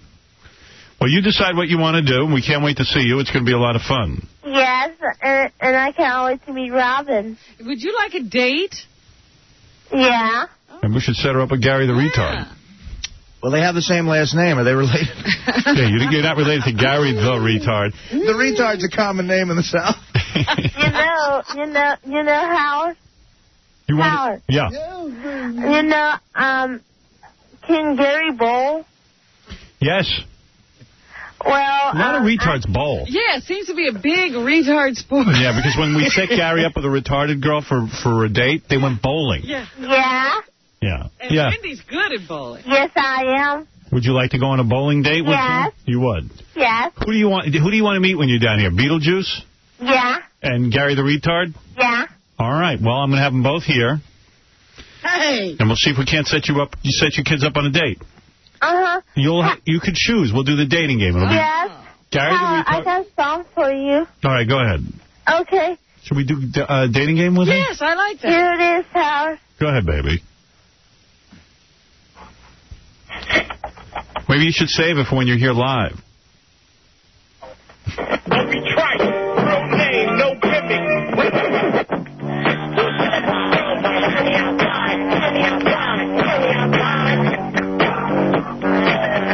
Where's Wendy?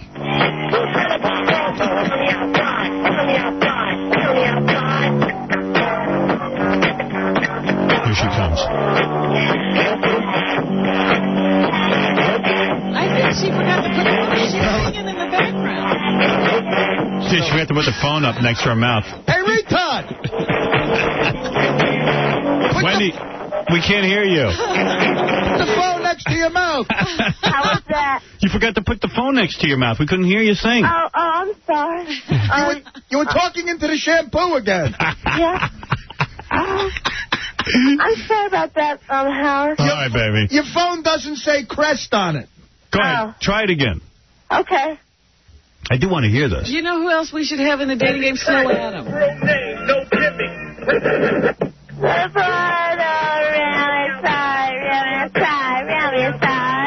Yeah, that's what I wanted to hear.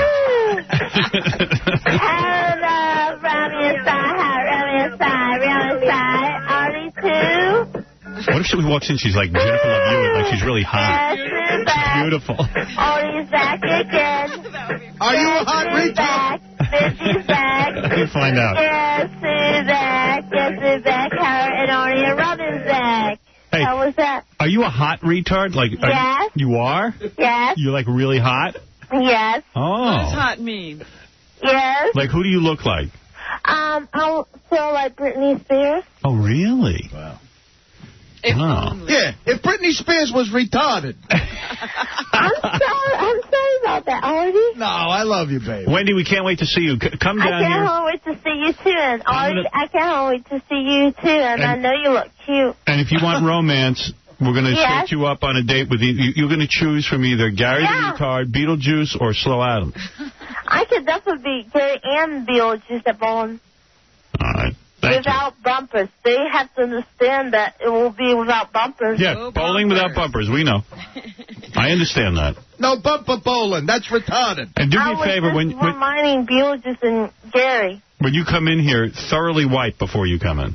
I'll definitely do that, Howard. And Howard? When you when you go to the bathroom, do you shower afterwards and clean up? Yes, I do. All right, good. Yeah, I'm such a weird whiff. You know what? You're the...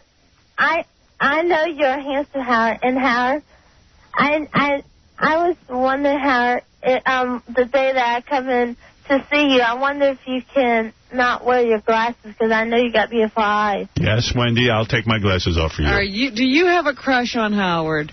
Yes. Well, maybe I'll go to third base with you. We'll see. And Howard, by the way, did you know I turned 23? Oh, so she's legal. Yeah, you're too old for me now. What is it, Gary? Would you like to see a picture of the girl who's Britney Spears' twin? Yeah.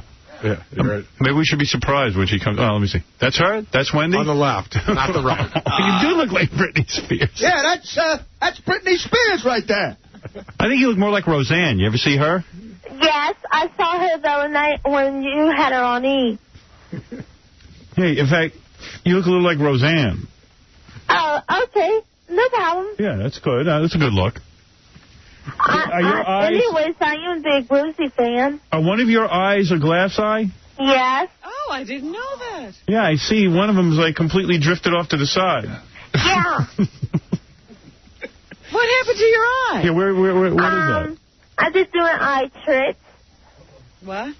I did like doing eye tricks, like, you know, both of my eyes go one way and the other. Can you take one of your eyes out of its socket? No. Oh, you mean it's not a glass eye? No. It's like, you know... One of the eyes appears to be going in a different direction. Yeah, I guess I was looking at something. Oh, okay, all right. You can look at two different things at once? Yeah.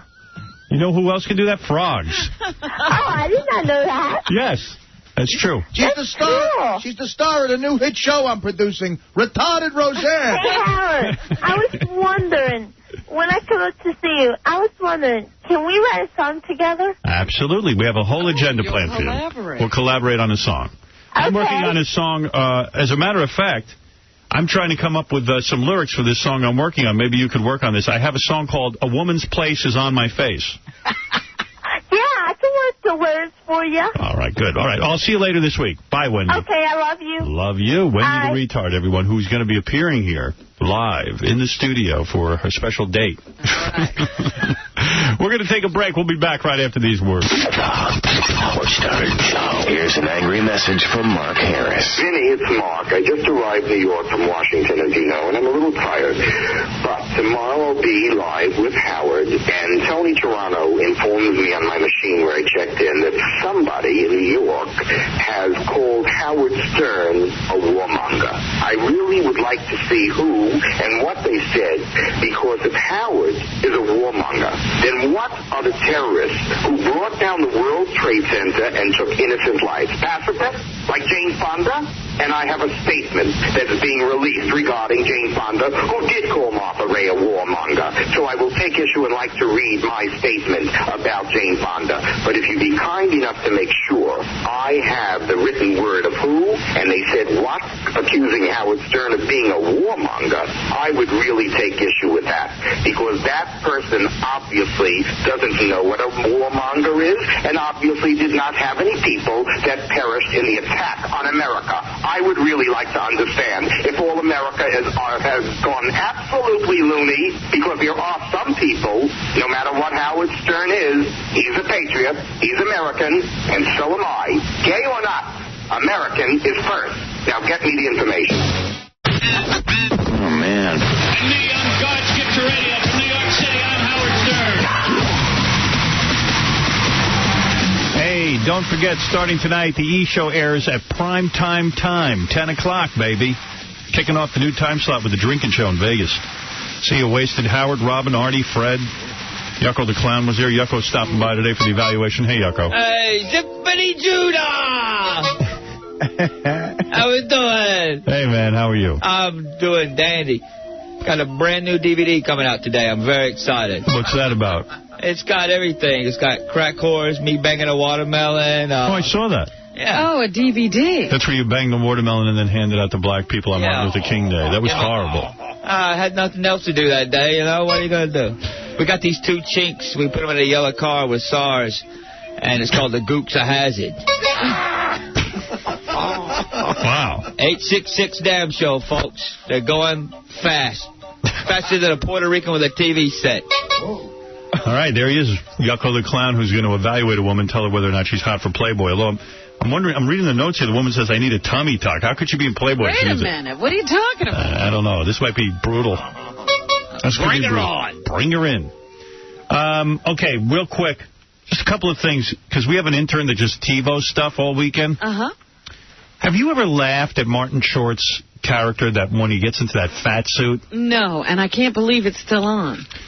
I'm listening to this tape of Martin Short. What's the name of that character? Jiminy Glick? Yeah, Jimmy Glick. Yeah. It's horrible.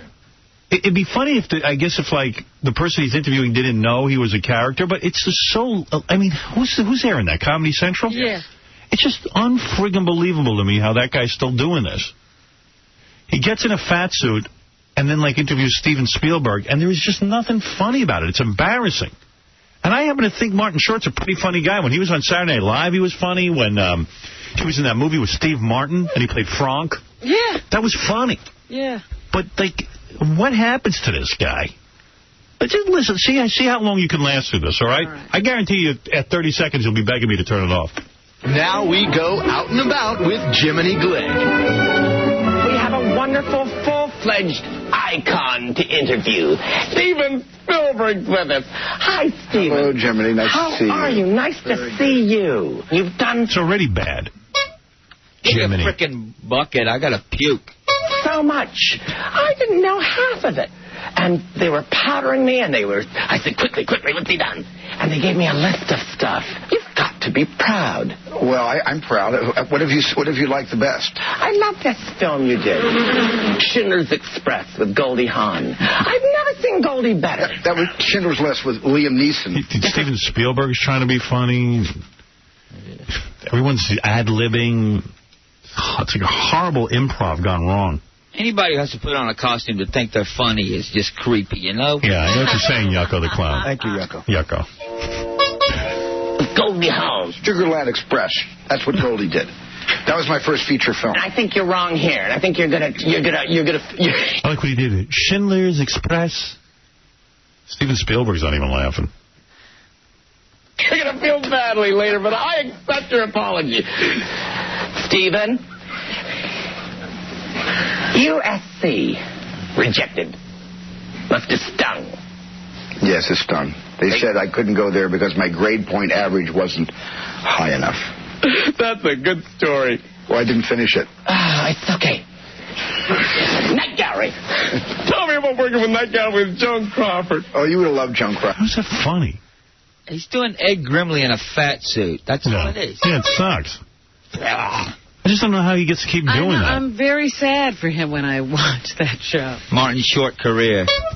The other really lame thing was I got to finally watch a tape of Katie Couric hosting The Tonight Show for Jay Leno, and I really think that Katie, because a lot of people tuned in to check out that train wreck, I think she thinks she's funny now, and it was just pathetically bad. It was just like so friggin' bad. It was like mercy laughs from the audience and her being cute. But you know what? Like she's being coquettish like a 20-year-old, but meanwhile she's like 50. Yeah, she should have tried that act about 20 years ago. Yeah, I mean, she's being okay. She goes, do you like my miniskirt? You know, and it's like, you know what? Okay, your legs are okay, but look what it's attached to. You know, you've had 2 kids. You're a mess. Those audiences, too, they got to hop them up on, like, helium or something. I don't know. They're just looking to react to anything. Pumping extra oxygen into that room. We're going to do a bit now where we go to the audience, and it's called Ask Katie Anything because Jay's not here. And then, like, they ask these lame friggin' questions. Her colonoscopy on the Today Show is funnier. She's thinking she's Jillian Barberie, and she's not even.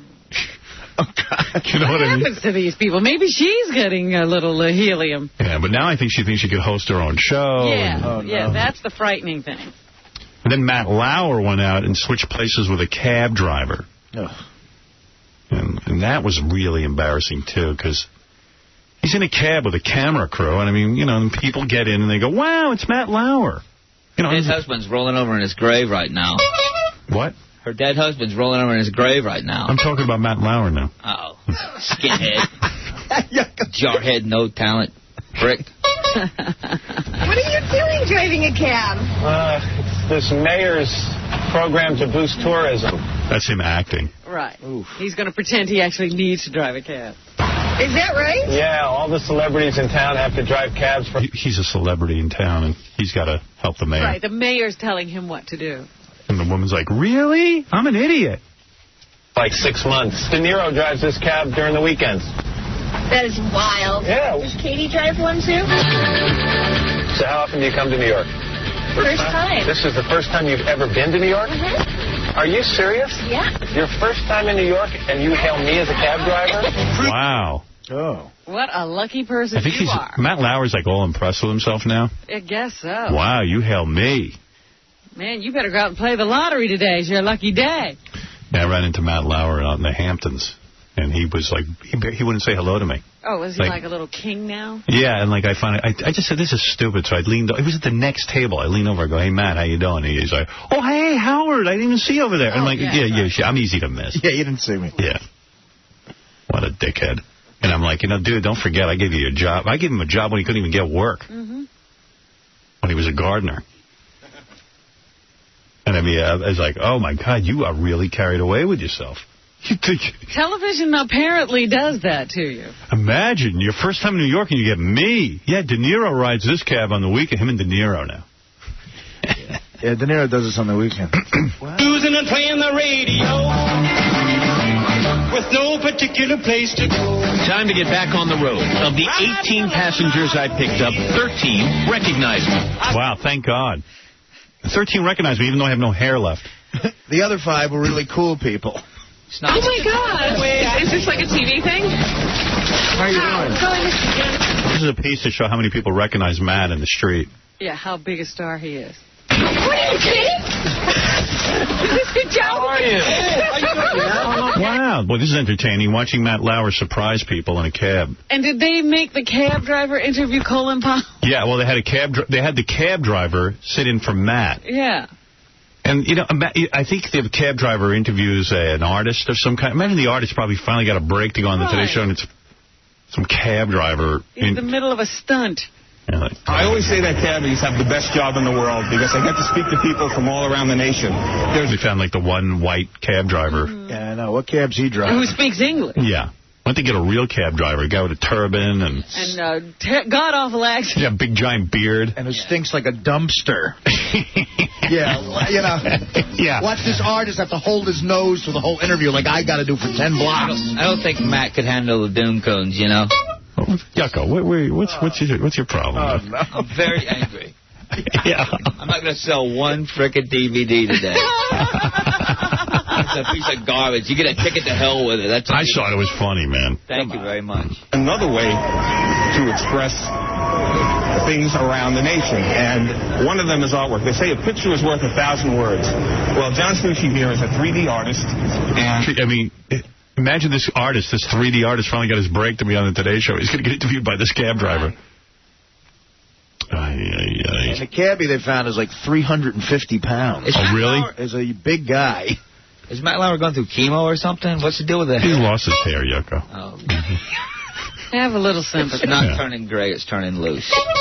Yeah. All right, let's evaluate this woman before Yucko bums out. Yucko's like... all he can think about is the phone not ringing. Believe it or not, women constantly contact us to find out if they're good-looking enough to be in Playboy. Yeah. We don't really have an affiliation with Playboy, but we certainly could pass along the info to Playboy, I guess. But a girl who needs a tummy tuck, could she be hot enough to be in Playboy? Who else wants to get in on this? Who else does Ronnie want to evaluate? Sure. We haven't heard from Ronnie, the limo driver, in a while. He hasn't been in here. Get the Mund, and let's Stuttering John, I guess. Or Gary. Gary, you can do it. Yeah, not Stuttering John. I got a bone to pick with him after the show. Why? What's up? In Vegas. Did a show with him. Yeah. The cheap spit prick didn't frickin' pay me. Oh, really? Yeah. Oh, wait, I want to hear this. This is more interesting. Sit down, Ronnie. What do you mean? You were on his comedy show and he didn't pay you? Yeah. How does that happen? What's up with that, John? This is really funny, Yucko, because nobody told... I mean, when somebody said, do him a favor and put him on, he really wants to go on. Bob told me that. I said, well, I don't have any more money left. He said, no, he'll do it for free. News to me, though. What? News to me. I would listen. I had too many people. I had way too many people as it is. That wasn't my choice to put you up. You had Robin Leach on this show. He's real funny. You know what, Howard? This is amazing. To me. Yeah, but you see, here's what happens when you go out and do these shows. Guys that I know who do the show, then you're burning them. And no, you're not I'm not burning them. I didn't ask to Why have didn't you him on talk to the show. Yucko directly about payment? I didn't. Somebody told me that you wanted to do it. And I swear to you, Yucko, I like you. What? You know what I mean? I invited you to my house and broke bread with you. And you farted in my frickin' face. You remember that one? Yeah. That was real funny. And broke bread with you. And everybody I hired in the show, I paid. And I pay everybody. So I didn't ask to have you. Somebody told me to have you on the freaking show. Right. So I did it as a favor, I thought. But unfortunately now, I'm the bad guy because I didn't pay you. Yeah. Yeah. Why don't you go pick some oranges from Tropicana? Huh? Oh, God, it's just freaking amazing to me. It's just amazing to me. You know, swim back. Excuse me? You going to do another show on CBS sometime? You can do I Love Lucy. You can be Spicky Ritardo. Oh, that's Get great. out of here. Get out of here. That's great, Yuck. Yeah. Oh, my Sit down. Go answer the phones for me. Getting ugly. Wow. You know what the funny part is? What? You know what the funny thing is now? Yucko's now banned from John's life. So what? How does that affect Yucko? It doesn't, but it's funny. Do you care? I don't give a crap. All right.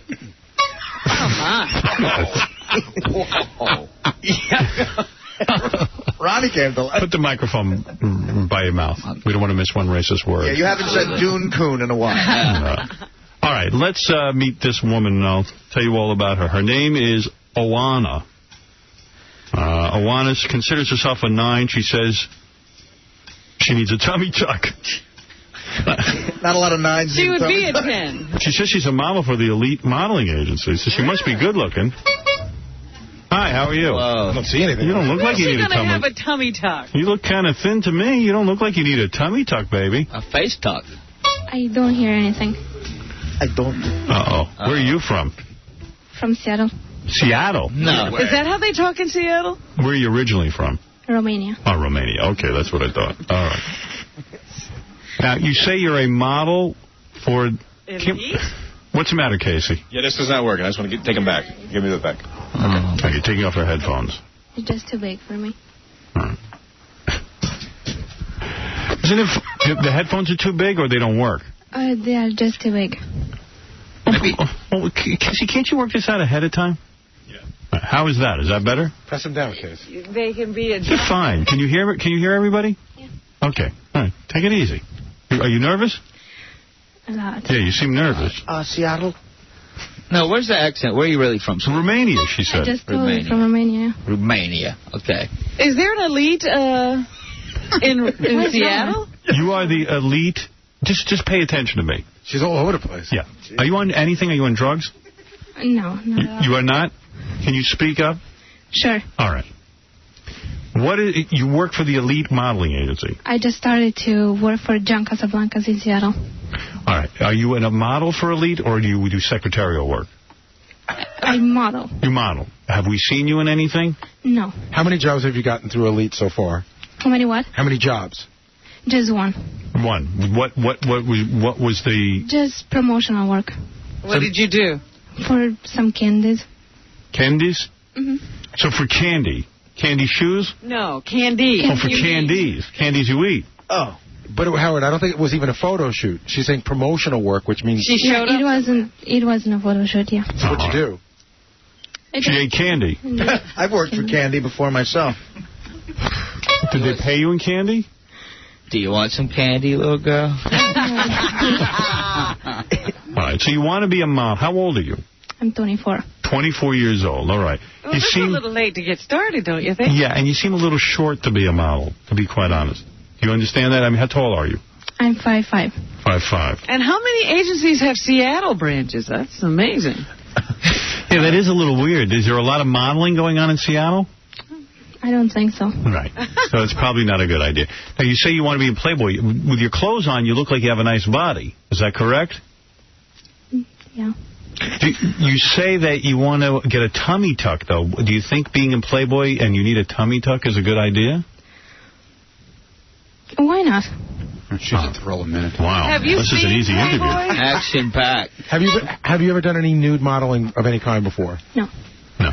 Yucko's trying to think of a racial slur for Romanians. He's completely stumped. It's like, where you from, Romania? Oh, darn. How far is that from Chernobyl? You mutant. Pretty far. You mutant You got that. Romanian. All right, easy, Clowny. Let's find out what the deal is here. Let's see if she's good enough for Playboy. So you have no problem with nudity?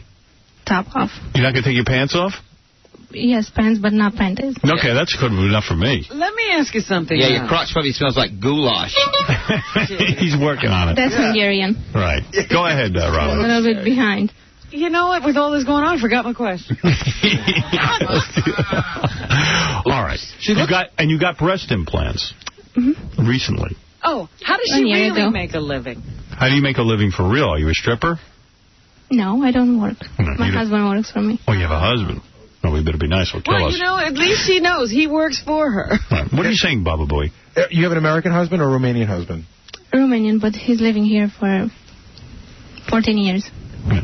You're not. You don't have a big personality, do you? You're very monotone. You understand what I'm saying? You're boring and flat. Did anyone ever say that to you before? No, not at all. Is it because you're nervous, or is this your personality? I'm nervous. You're nervous. Okay, all right. Because you're a terrible radio interview. In Romania, she's like Robin Williams. I'm nervous. My heart is pounding Very fast. All right. Are you going to be okay? Don't have a heart attack. Yeah, shut up, you dude, coon. Yeah, you don't. I know what she is already. Yeah. You're kind of stuck, aren't you? All right, so you must have a beautiful body. Certainly. All right. Do you always wear your hair up? Is your hair up? Yes. Why don't you take your hair down for the evaluation? That's better. There you go. Girls should always wear their hair down, especially a 24-year-old girl. What's your first name? Juana. Bawana? A-N-A. Oh, Juana. Wanna puke. All right, let's see. You too. Wanna bang a clown? Yeah. Awana has a nursing degree, and you're 24 years old. I can't wait to see what's going on. Now, what are you doing? You taking your shirt off? Yeah, Inga, take your top off. That's your last name. All right, and we will tell you whether or not, we'll be honest with you. You consider yourself a 9, but I will look. You don't. Said it. You just said it. What are you? Do you consider yourself a 7, an 8? Where are you at? I have no idea. You have no. That's why you came here. Okay, good enough. All right, let's be honest and tell Juana what we think. Are you ready? Sure. All right, go ahead. Let me see you. Let me see your top off. You're looking at me like you take her headphones off, Case. You take your headphones off. I don't get it. She looks like she doesn't even know where she is. I think, I don't know what's going on here. Hubba! Wait a second. Juana's making up for the lack of person. Whoa, nice rack. Oh, I see the stomach. What, did you have, a kid? 2. Yeah. Forget it. What happened? She needs a tummy tuck. You know what? Really? We did the implants. Now, let me see your, let me take your pants off. You got a nice body, too. Let me see. Yeah. Whoa. Oh, my. That's it. You need a... Man, kids wreck your body, don't they? Hey, can I say something? Yeah. I don't mean this as an insult. I'm just trying to let the audience know. You have an unbelievable body, except from right above your pubic area to below your breast. It looks like you were burned in a fire. Yeah. Right. It's a bummer. And that's just from kids? That's just from kids. That's from kids, yeah. What else would it be from? It looks like a big, stretched-out scrotum. It's all Let me see. wrinkled. Turn around. Let me see your ass. And you got a perfect ass. What a waste. That's better. Everything is perfect on you except for your tummy. Yeah, what a waste. I know. How old are those kids? 35. Yeah, it looks like drapery. Come here, turn around. Let me see. You've got a kick-ass body. Yeah. You do need a tummy tuck. Yeah. Yes, I know. Looks like taffy. Would you tell people not to have children? Is that the right thing to do? No, but... Are you sorry you had kids? No. You're not. It was worth the sacrifice. It was worse. I was even more little than I am now, and the kids were big, and they stretched my body. Yeah. You must hate your kids on some level. I love them a lot. You do? We're hating them right now. Yeah. Wow. Are the boobs real? No. No, those are implants. Why? What, you got a criticism about those? No, I was just curious. I'll get to it. So, all right. Who wants to go first, Ronnie or Gary? Gary, go ahead. I'll go first. I have to tell you that if the tummy tuck was done and everything, I'd probably give you a 9. But I got to tell you, I can't even give you a vote. I mean, Playboy's not even going to look at you with that going on. It's no cut against you. It's just you'd have to get that fixed. So I can't even give you a score. It's true. For Playboy. I agree with Gary. Thing is, though, tummy tuck leaves a big scar. Right, I was going to say, how do you fix that and wind up Playboy suitable because you got a big scar? Right. No. Yeah. I talked to surgeon in Seattle, and it's pretty little. Little tiny scar? Mm-hmm. Yeah. Why won't you do it? You don't have the money to get the tummy tuck? No, I don't have That's the problem. All right. Go ahead, Gary. Anything else? No, that's it. Ronnie? That's it. I don't like the implants. What's wrong with those? I don't know. They just look... I think those look nice. Yeah, I sort of like them. Yeah, they're spread apart too far. Okay. Really? Yeah. She needs to do something with her mouth, the teeth. Let me see your teeth. Oof. You got bad teeth? She's got a poop tooth on the left. The upper teeth, the front teeth. She has an overbite. Right. But then there are teeth. It kind of makes it look like she's got buck teeth. I think that's sort of cute. Let me see. Make a smile. That doesn't bother me. Yeah, it doesn't bother me. I think she's perfect, except for that tummy tuck. They can fix that if she gets a hold of some dough. Yeah. I mean, she's got a great body. Yeah. Yucko, what about you? I don't know. I think she may need a nose job, too. No nose job. No, look at it. It looks like a bird's beak. No, you're off. Where you from, Croatia? I like it. And you don't like the stomach, obviously. The stomach, that's not an issue. You know, she's going to get that fixed. What if she gets a red rubber nose on her nose? Would that help? That might help. Yeah. Her implants, one's going one way. It's kind of like a wall eye or something. Exactly. There's something wrong there. I think you're a beautiful girl. I think your stomach from having the kids needs a tummy tuck. I couldn't agree with you more. I don't think Playboy would take you only because of the tummy thing. You think that's the only thing keeping her out of Playboy? Yeah, and I think maybe facially, too. They're looking for blondes and stuff. But you could dye your hair blonde and fix that, I guess. But she got a perfect ass and nice legs and great boobs. And I don't know. It's just that one. She's got like drapery hanging in the middle of her stomach. Not bad for a commie. Yeah. I think Playboy would take her. Yeah. She's got the face. She's got like a Spanish-looking face. You know, they're into that. You know, see, when they don't do blondes, they pick sort of exotic-looking girls, and she fits the bill. I can't even tell her to hit the gym because she doesn't need to hit the gym. That would not help. You already did? Yeah, you look good. She's got a six-pack going right above where the drapery ends. I know. You know what I mean? It's all ready to go except for that. Yeah, what a bummer. Exactly. The doctor that I talked to said exactly the same thing. I have some extra skin, that's it. Yeah, how much money you need to get the tummy tuck? About $6,000. $6,000. Why didn't you contact us when we went to Vegas? We would have let you play some blackjack for that. I contacted you a year ago. I see. I'm trying for 1 year. Well, I guess we didn't get to you in time. Next time we have something big, though, I'm going to call you in and let you try and win the prize. Hard luck story. Yeah, because you know what? It's a shame you're not getting that tummy tuck. I'm going to work on that for you. Yeah. Maybe you can't get in Playboy just yet, but it's worth the investment. Yeah, it's exactly. We have girls in here who want to get, like, breast implants, and it's just not worth it to put them on them. She's totally worth fixing up. Are you finished with having children? Excuse me? Yeah, no more kids for you, right? Yeah. No. I want that to happen again, that wet paper bag-looking stomach. That's right. All right, here's what I'm going to promise you. Turn around again one more time. Yeah, we need to see your ass again, just make sure. Can you bend over for us? Yeah, you dropped a penny. Could you pick that up? Pretend you dropped a penny and pick it up. Let me see. Sure? Yeah, go ahead. Yeah. We're looking at something. What a great ass on her. Right near Casey's shoe. Right near Casey's shoe. Pretend you dropped $6,000. Wow. That turns up nicely on the bed. I think your stomach skin just touched your foot, though. What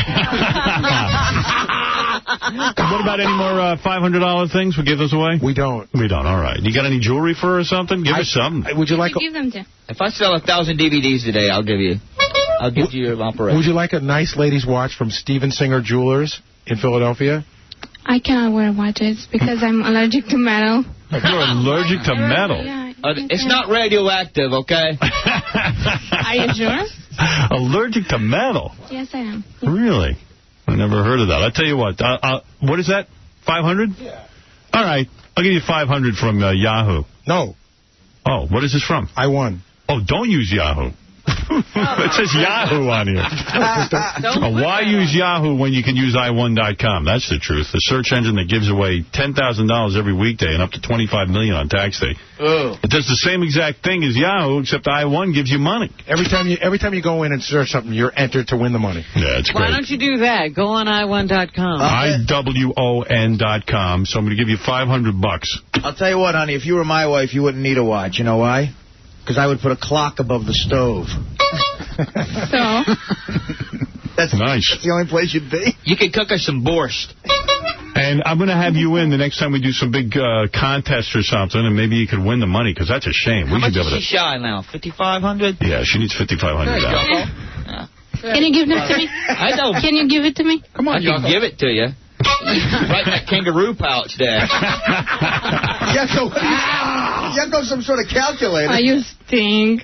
Well, you came up with You're right. You came up with the money for the boobs, so maybe you'll be able to get the money for. I didn't have, 11,000. It's a lot. I paid 5,000 for the boobs. For the boobs, and 11,000. Where did you have that done?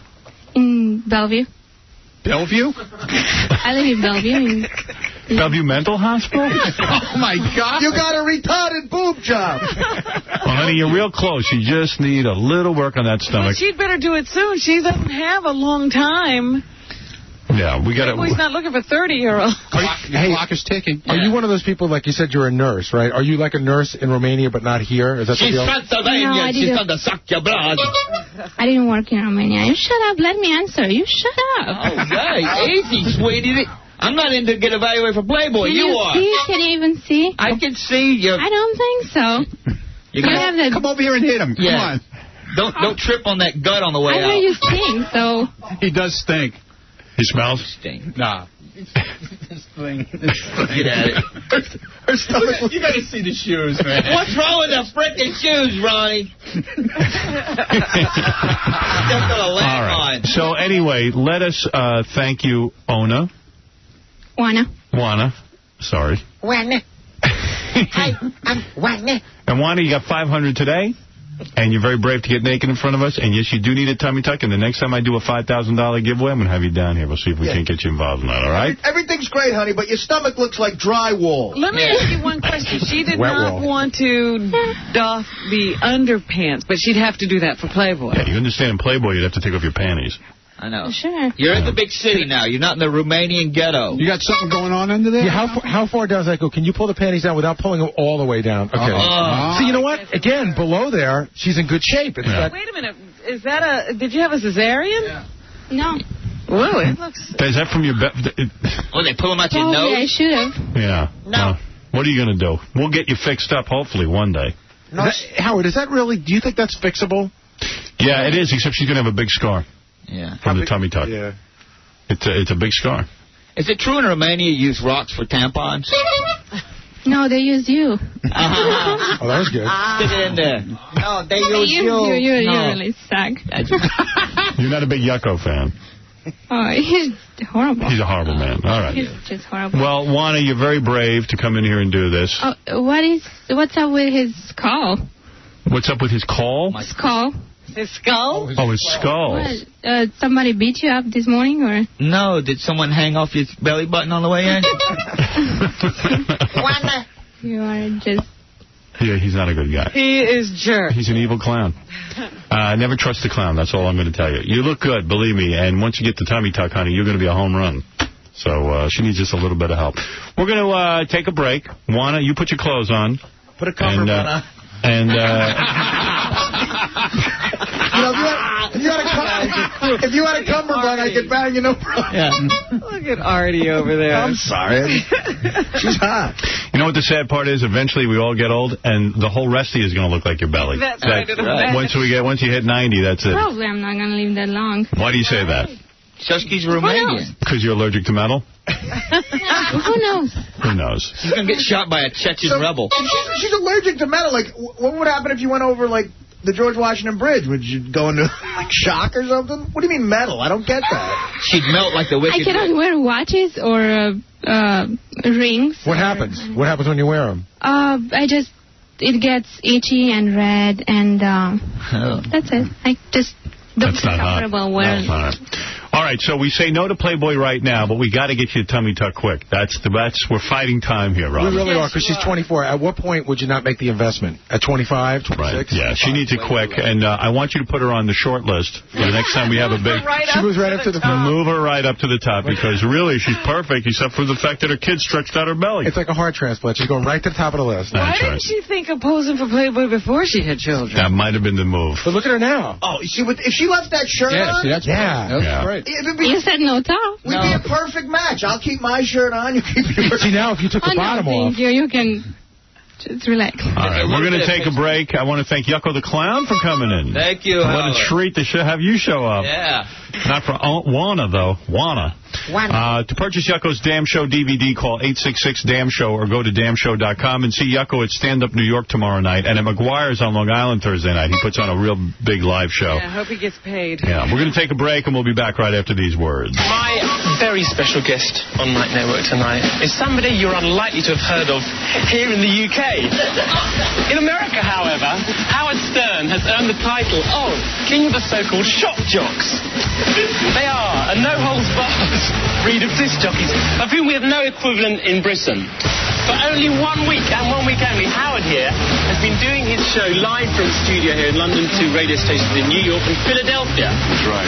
Either the best DJ day in the world, or the most offensive, or maybe both. Howard Stern, welcome. This is the Howard Stern Show. Hello, friends. My name is Henry Rollins, singer, actor, writer, jackass of all tirades, and you are listening to none other than Howard Stern, a man who thinks Buffy the Vampire Slayer, the television show, is high art. Howard, you're a regular Vincent Van Gogh, Nat. Thank you. Thank you, Mr. Rollins. Yeah. You know, just thinking about that. Do you ever do that with guys, like when you make love to them? Like, do you ever say to them, you know, I'm not going to, like, bathe today. I want to wear you on me. You ever do that? It's kind of hot. No, I never said that. I've had chicks say that to me. Really? Like, you know, I had you on me. Yeah. I mean, I've had it happen. I've never said that. No? Yeah. That's a very hot thing to say to your man. I never thought to relay that sentiment. But it's a nice one. It is, really. Yeah. You should say that to Mr. X. I've had chicks refuse to shower because their back hurts. Close enough. Yeah. You'll take it. Like, I've had girls say that to me, like, you know, oh, I carried you around. You know, and I'm like, really? Where'd you take me? Yeah, where'd I go? Where'd we wind up? I love stuff like that. Well, I'm sure you would. That's a compliment. And it makes me feel loved. Yes. That first started with my mother and me. Oh. She used to carry me around with her. I had you on me all day. Howard, I had you on me all day. Yeah. You were all over my face. Yeah. That's exactly how you want to hear it. Really? Yeah. Hey, tomorrow, Marky Mark Wahlberg. Mark. Mark, because he doesn't like Marky anymore. Right, Mark Wahlberg.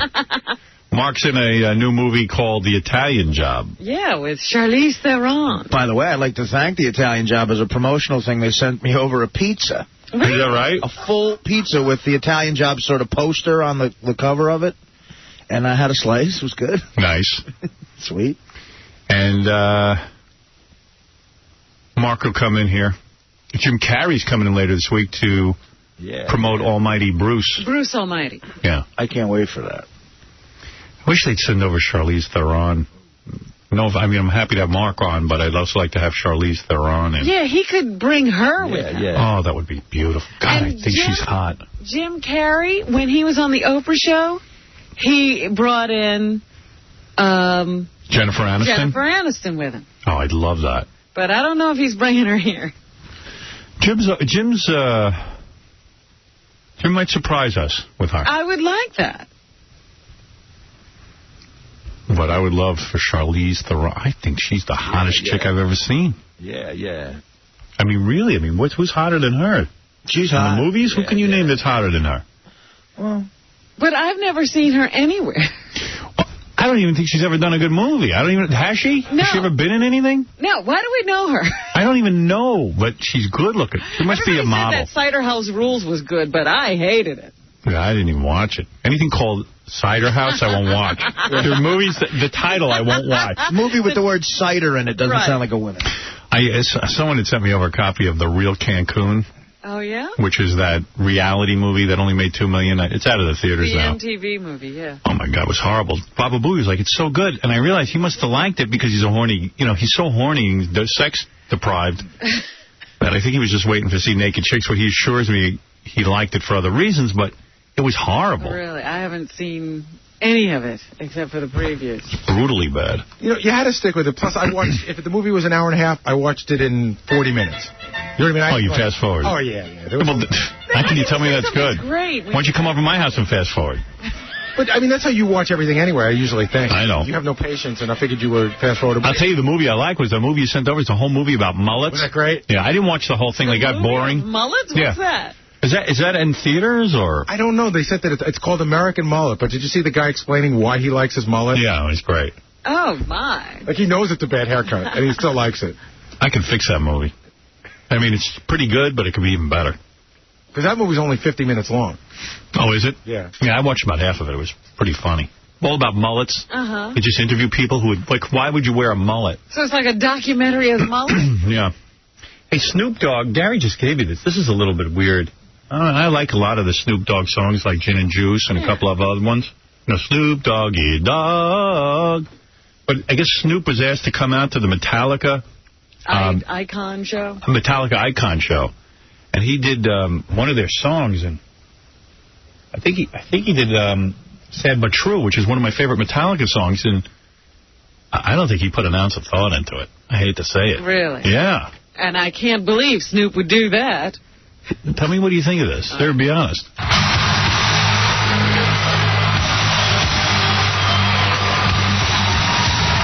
The band sounds good. I think that's the actual track. Big Snoop Dogg up in here. About to rock out on y'all one time. You know what I'm talking about? Yeah.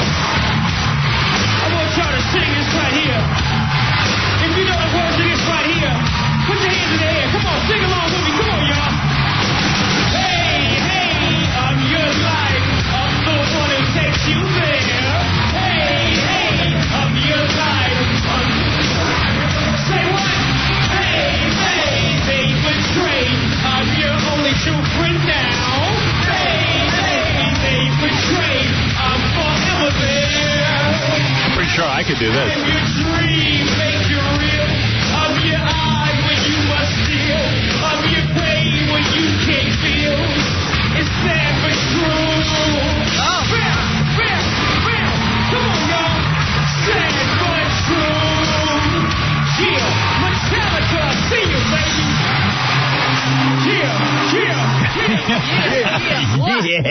Yeah, what? Yeah. Bounce. Sad but true.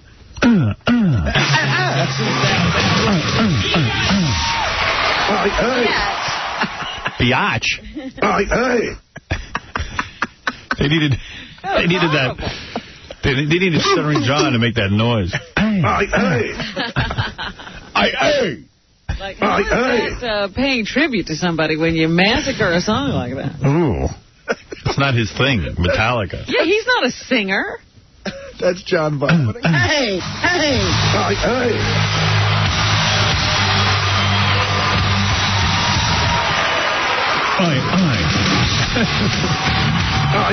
Chill. Hey. About to rock out on the time. You know what I'm talking about? Hey. Chill.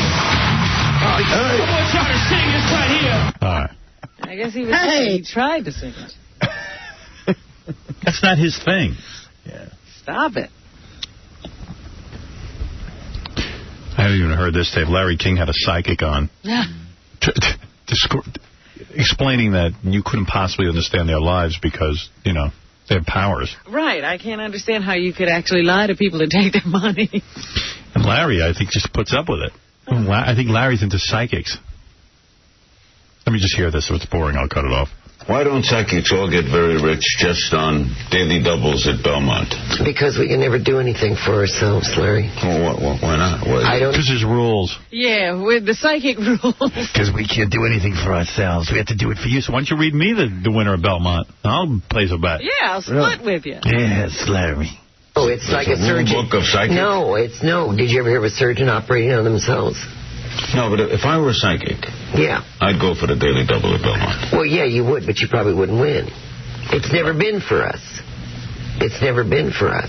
You can't read. It's a gift, Larry. It's a gift. What's the name of this woman? Sylvia Brown. That's the one that Montel likes. Yeah. You know, Larry doesn't understand that the psychic gift it's got rules. Right. Yes. We can't do it for ourselves, Larry. Montel says that this woman predicted his divorce. Gee, didn't I predict that when Montel was on the phone? Absolutely. When he was first married and he called from his car? Because he was marrying a stripper? Right, that he met on his show. Yeah. I said, I predict you're going to have a divorce, but he didn't have me on. Yourself? No. If that was the case, I wouldn't have had a bad marriage. I wouldn't have had, things happen in my life. I have the same problems that everybody else does. Including your voice. Jesus. I think you have worse problems. She was married. Sounds like Larry's talking to himself. Honey, how about some pillow talk? What do you believe happens when you die? You go through the tunnel and you go to the other side, and it's a beautiful place with actual... Excuse me, Larry, I have to adjust my balls. Ooh, I sat on my balls. Sorry, Larry. Hey.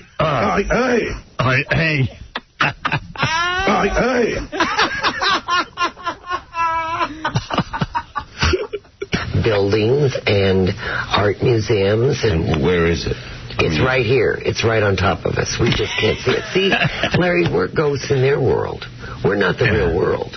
It's like Plato said, we're nothing but the shadows on the wall of a cave. Oh, shut up. What are you talking about? We're on the shadows of the wall of a cave. You see, Larry, here's how... Larry's so stupid. You see, there's a big tunnel you go through. Yeah. I give you the directions. I give you the directions, but I'm not allowed. You go through the tunnel and you come out and it's New Jersey. Larry. All right, Dan. Larry, I'm going to tell you a Bubba Meinzer right now, and I need you to pay attention. It's New Jersey with museum. I reckon it's an art museum.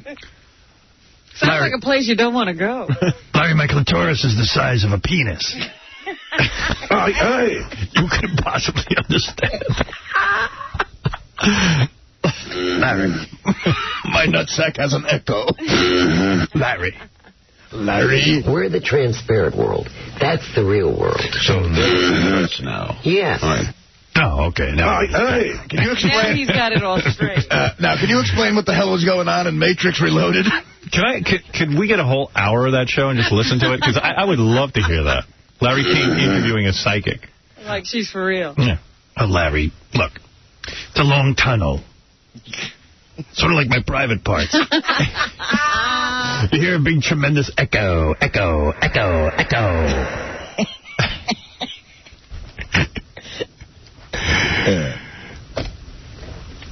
Larry? Yes? Come into my tunnel. Put your key in my ignition. Yes. It's a big tunnel with traffic. My private parts. When you die, you go through the tunnel. Right. Goes two ways. I have a two-way tunnel in my vagina. Larry, wait a second. Larry, there's a car. My private area.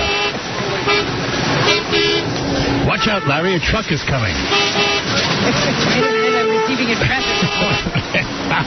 Larry, for breakfast this morning, I had a plate of Viceroys. I might seem a little hoarse. That's because I ate a plate of Viceroy cigarettes for breakfast. I had a whole carton. I lit a carton on fire and shoved it down my throat. I had a gallon of coffee, moved my bowels, and came over to the studio.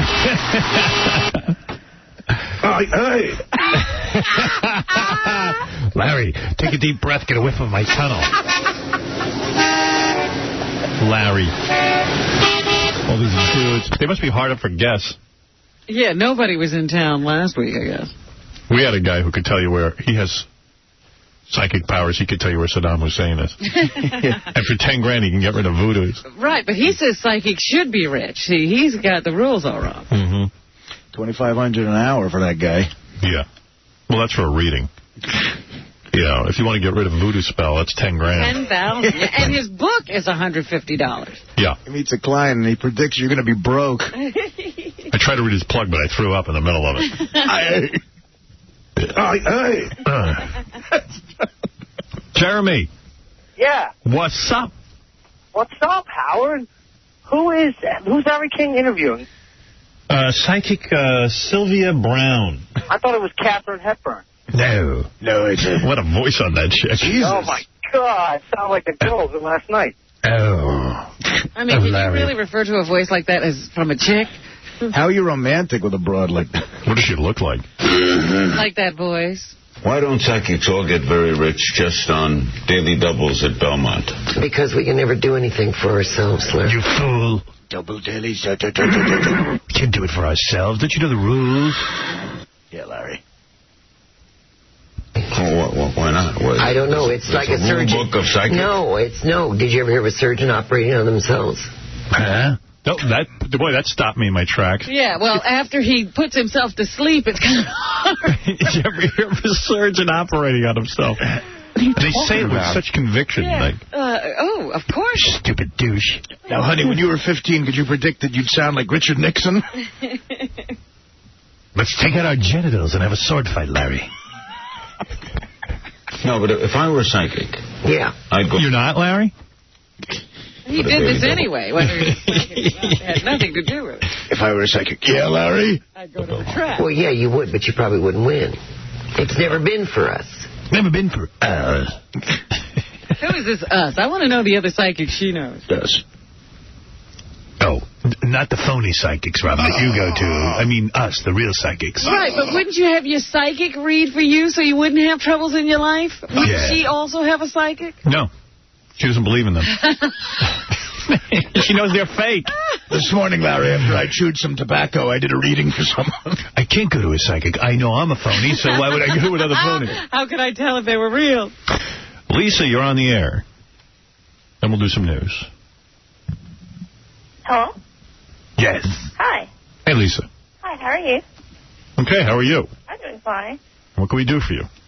No, I was just calling to let you know that I have the biggest crush on you, and I wanted to call and tell you before my 20th birthday. You're 20? No, I'll be 20 in July.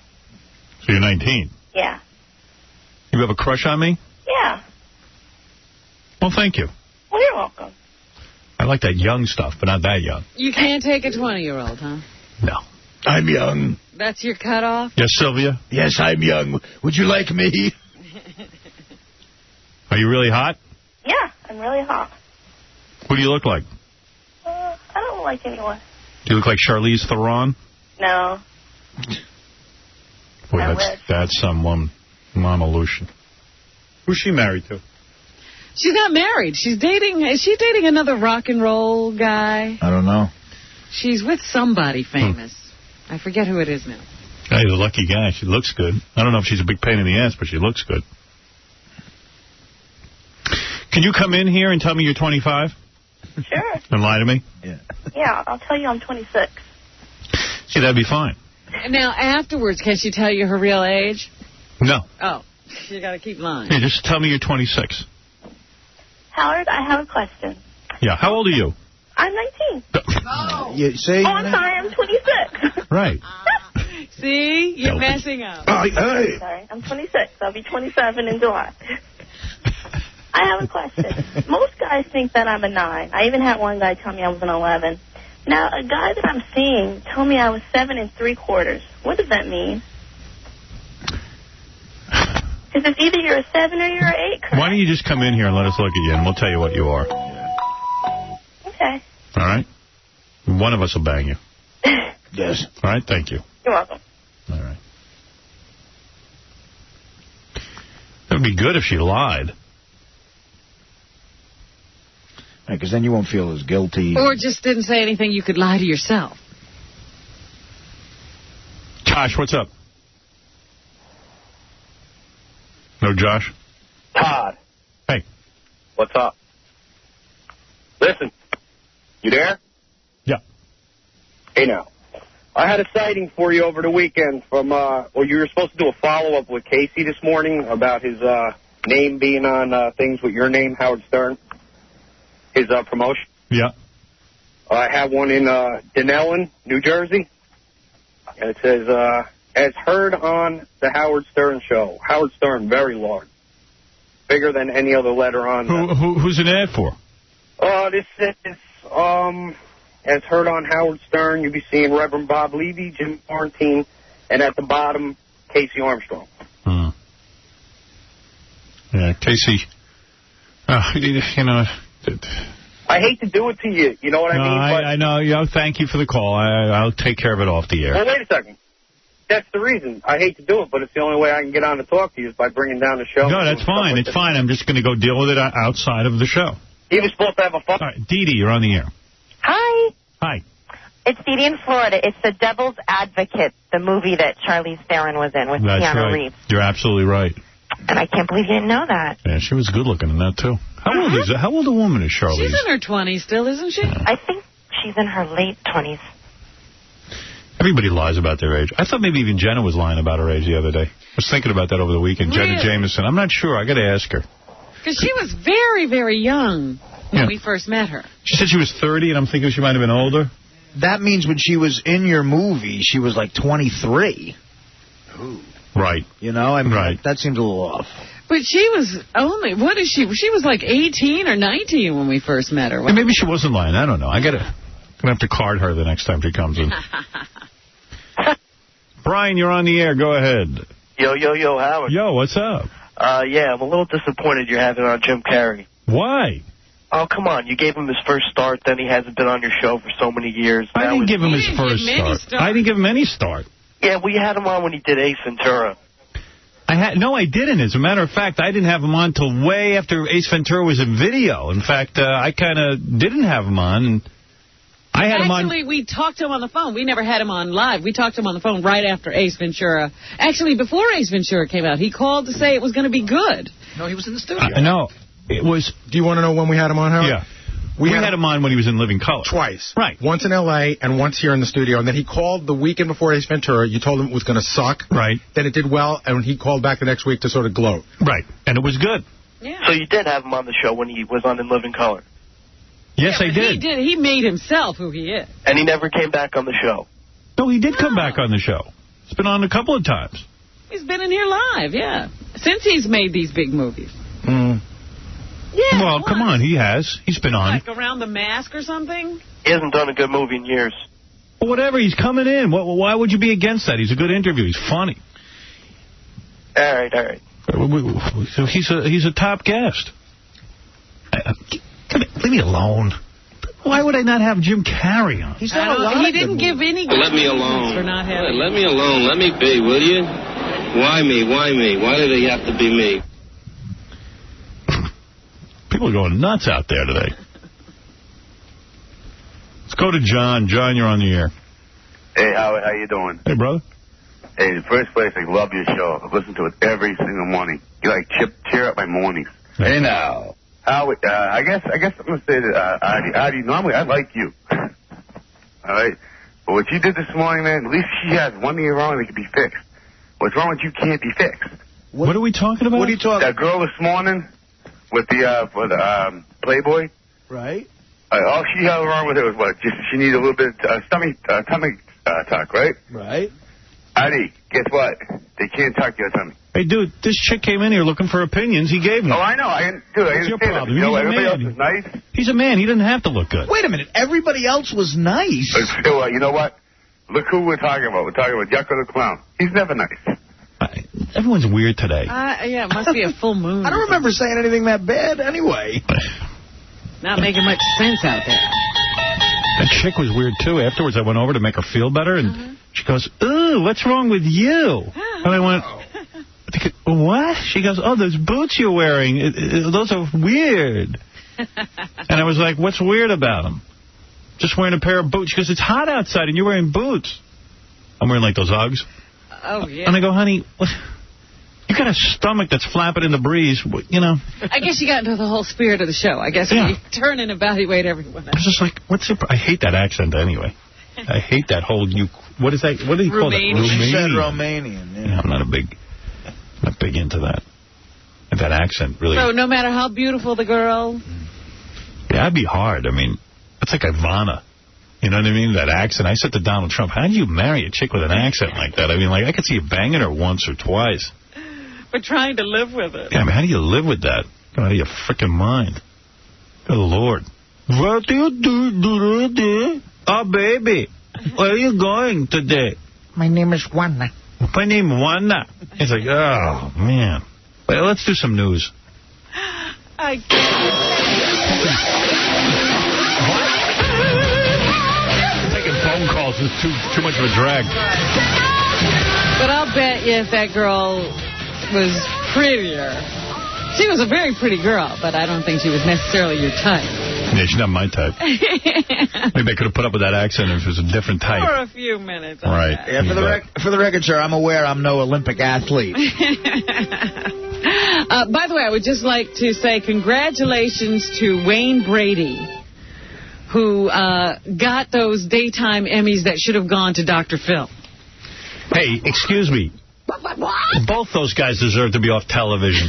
Yeah, but I'd rather see Wayne Brady get the awards than Dr. Phil. You would? Yeah. You like Wayne Brady? I don't like Wayne Brady. I've never even watched his show. You just don't want Dr. Phil to get it? I just don't like Dr. Phil. Yeah, so you're saying Wayne Brady got the Emmys? Yeah. And you're happy about it? Split the Emmy for Best Talk Show with The View, which I also hate. Yeah. I hate that they get awards. And he took Best Talk Show Host. And so there you go. What did he get it for that time he sang to Star Jones? That must have been it. Boy, daytime television's pretty Awful. sorry. Awful. Wayne Brady, Dr. Phil, that big fake.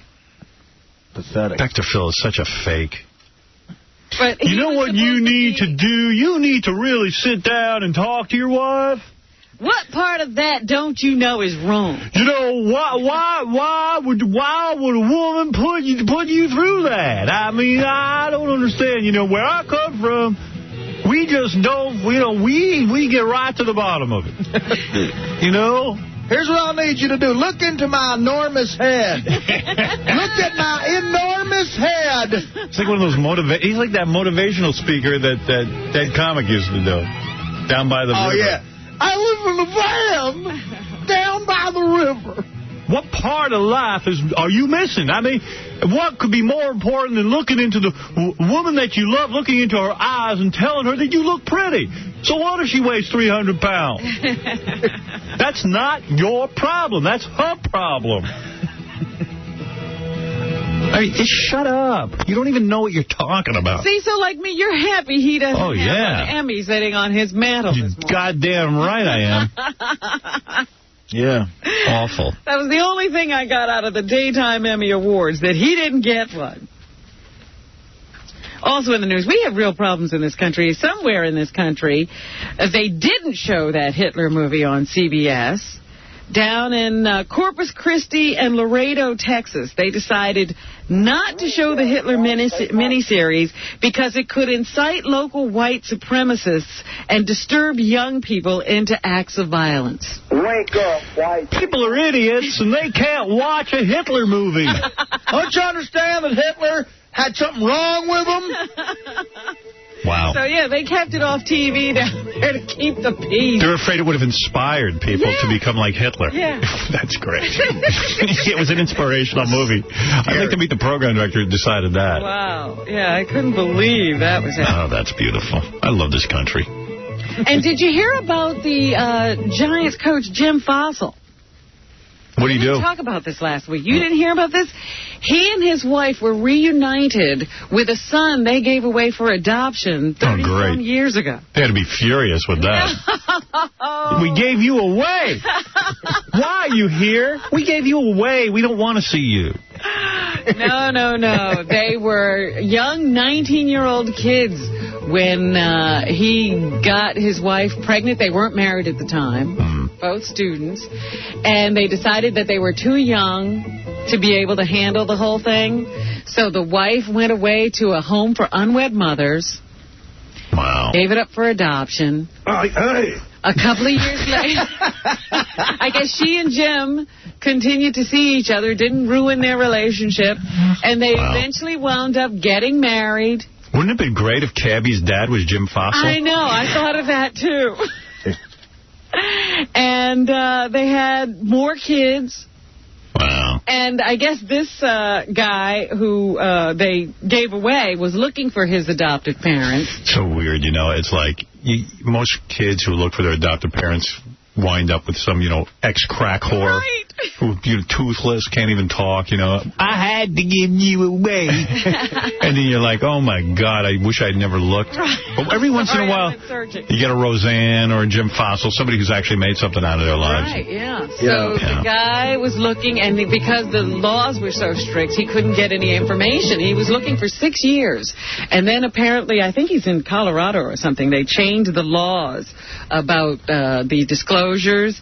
except that your family honestly has to be looking for you, and I guess the fossils had put that in there. Boy, if I had a kid who came looking for me, I would just I'd put on a goofy Yucko the Clown outfit and go, I did it for you and the $5. Who wants them bothering me? I gave you away. I don't want you. So heartless. Completely unwanted. Get lost. Heartless. Oh, that kid's going to bug the fossils. They talked to him on Mother's Day. Beautiful. And now they're in the process of reuniting these two. And he's married with, I think, 4 daughters or something. So the fossils are grandparents. They had no grandchildren. Yeah. Well, the other out of my life. Who needs you? Beat it. Leave me alone. Did you hear the tape of when my kid came to visit me? Get the hell out of my life. Who needs you? Beat it. Leave me alone. Everybody else finds this a heartwarming story. No. As a Giant fan, I'd appreciate it if Jim could now give away Jason Sehorn. Will someone take him? So anyway, that was a big story that the family is reunited with the child they gave away. Son, I threw out my trash in 1970. I don't want it back. Yeah. Now get out of here, boy. Take care. Take care. And so far, it's a story with a happy ending. Son, I'd love to reminisce with you, but I got to brush my tooth. Oh. When you throw out the garbage, you don't expect to get it back 20 years later. Yeah. That'd be funny. Hey, good for them. I mean, if they're happy with that, great. Yeah, they seem to be ecstatic. Yeah, I'm sure they're about the whole thing. Excited. So, despite what you say. Right. Good.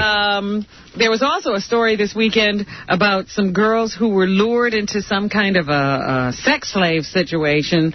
Once again, over the Internet, girls looking to be models. They come upon this fake modeling agency. Girls who are... What girl out there doesn't know? Whether she can be a model. Yeah, I mean, come on. You know what? And you've heard enough horror stories that you don't get modeling work over the Internet. Come on. So, yeah, they go into this chat room or something and wind up coming into New York. They get abducted by these guys. And one girl, actually, they told her she needed money for her portfolio because you got to have these pictures to take around to your jobs. Yeah. And they told her, some crazy sum for a portfolio. And she said, I only have $127. And they said, well, then you're going to have to work for it. And they brought her into Manhattan and made her work as a prostitute to get the money for the portfolio. How is her portfolio? They never got that far because I think they had lured 2 girls into this. And the other day, the 2 girls ran away. And I think they ran into a donut shop or something and called police, and then they were rescued. So one of them did have to turn a couple of tricks, though. Because the guys, and you look at, 2 weird-looking guys, they know modeling agents. I saw their pictures in the paper. And they're not going to get you any kind of a job anyway. Look at here, we're the modeling agent.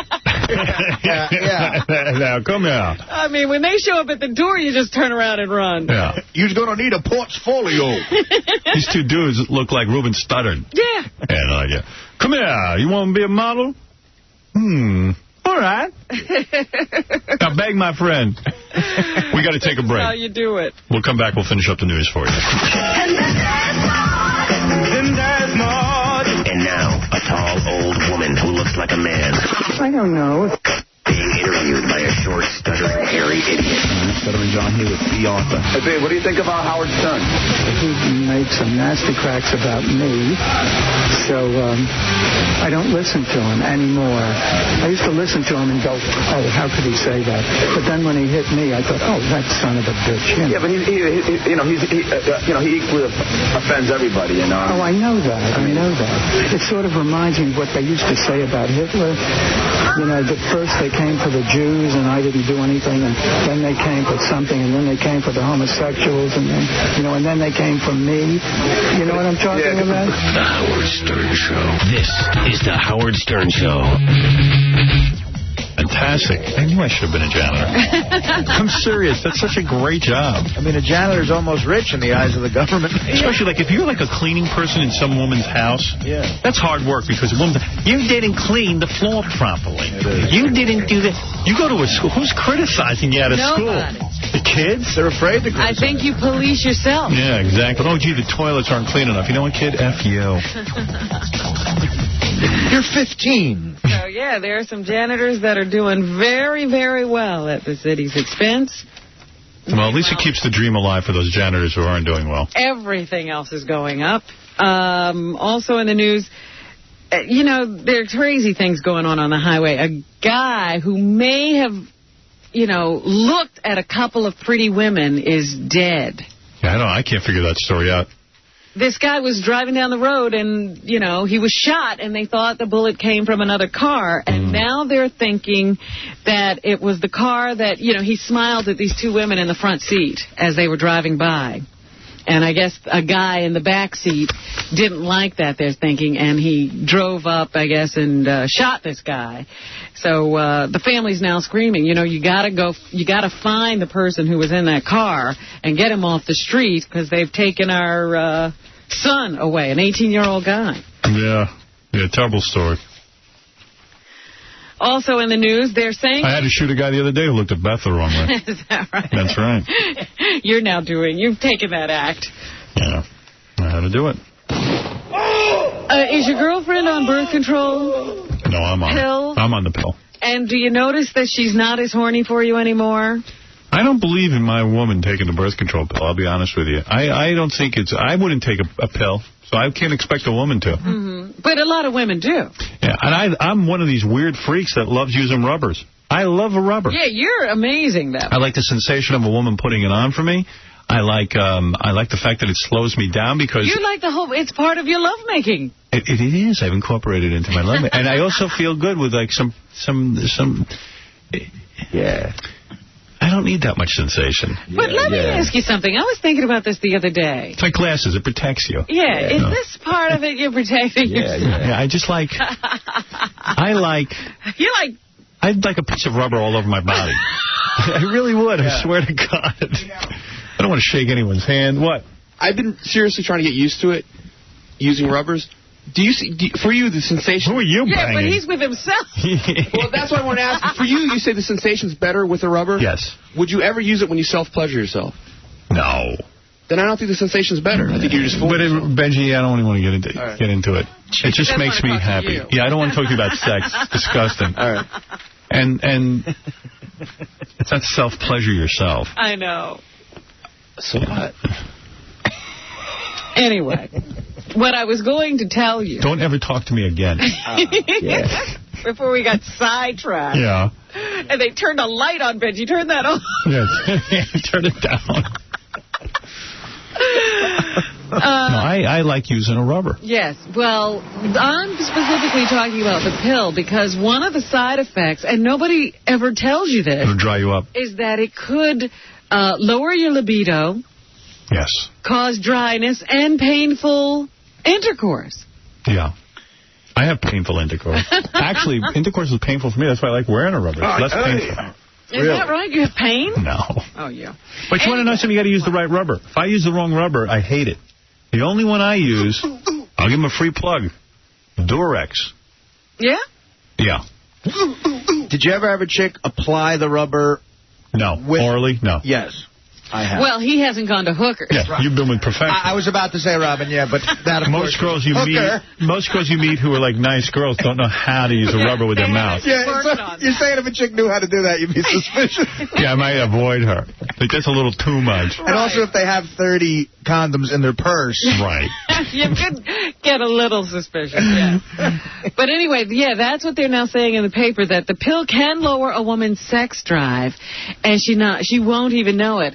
They talk about a woman who, 24-year-old woman who called her gynecologist and said, look, you know, I'm a little worried because I haven't wanted sex as much as I used to, and I'm not enjoying it as much. Could the pill have something to do with that?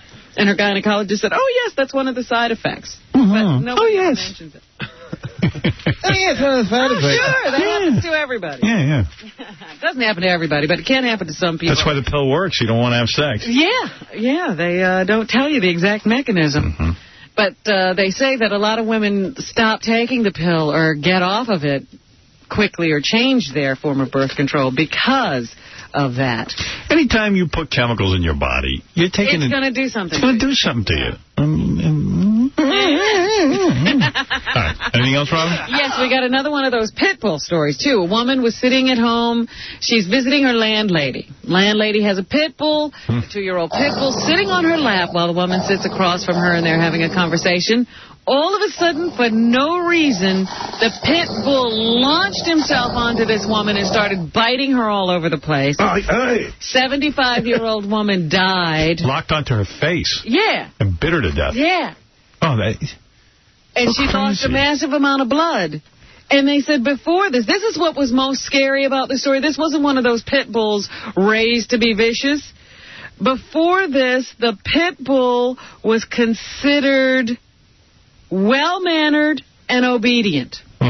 So no previous history, just all of a sudden launched itself. That is scary. Even the owner got bitten while she was trying to pull the pit bull off this woman. Yeah, kind of like O.J. Up until that one incident, he was like the nicest guy. He had a few incidents before that. Until he locked himself on his wife's face. Really, man. June Carter Cash was put to rest this weekend in a very musical funeral. Sounded like a lot of fun. Yeah, I don't want my funeral to be fun. I want people to be miserable. Sounded almost like a concert. You know, famous people singing from Sheryl Crow and Gatlin Brothers. How do you get tickets? Emmylou Harris. Regular concert. She's gone back to Horham. Are you strong enough to be my man? June Carter Cash. Here's they stuck a harmonica in June Carter Cash's mouth for the big hoot nanny. Here's a little of the Gatlin Brothers performing B1. At the funeral. At the funeral. Wow.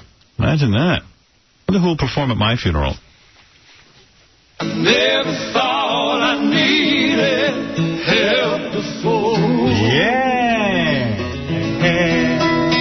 I thought that I could get by myself. I'm just picturing the Howard Stern funeral. Yeah. And now, ladies and gentlemen, a musical tribute to Mr. Stern.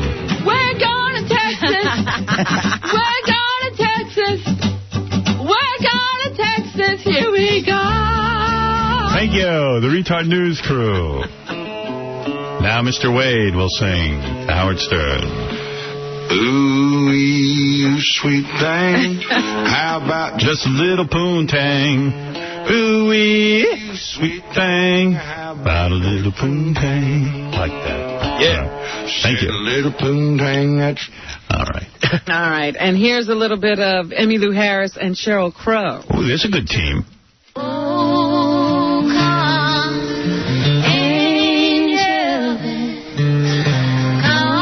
They had to get together and rehearse for the funeral. Yeah.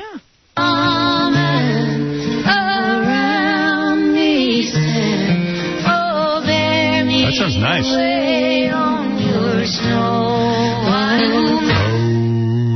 Do-dee-do-dee-do. Sing it. She's dead now. That's what I heard. Gone back to Horham. She's gone back to Horham. That's what I heard. Now that's a great funeral song. I ain't sure what key it's in. Nobody's ever liked this except Willie. This must have hit him where he lived.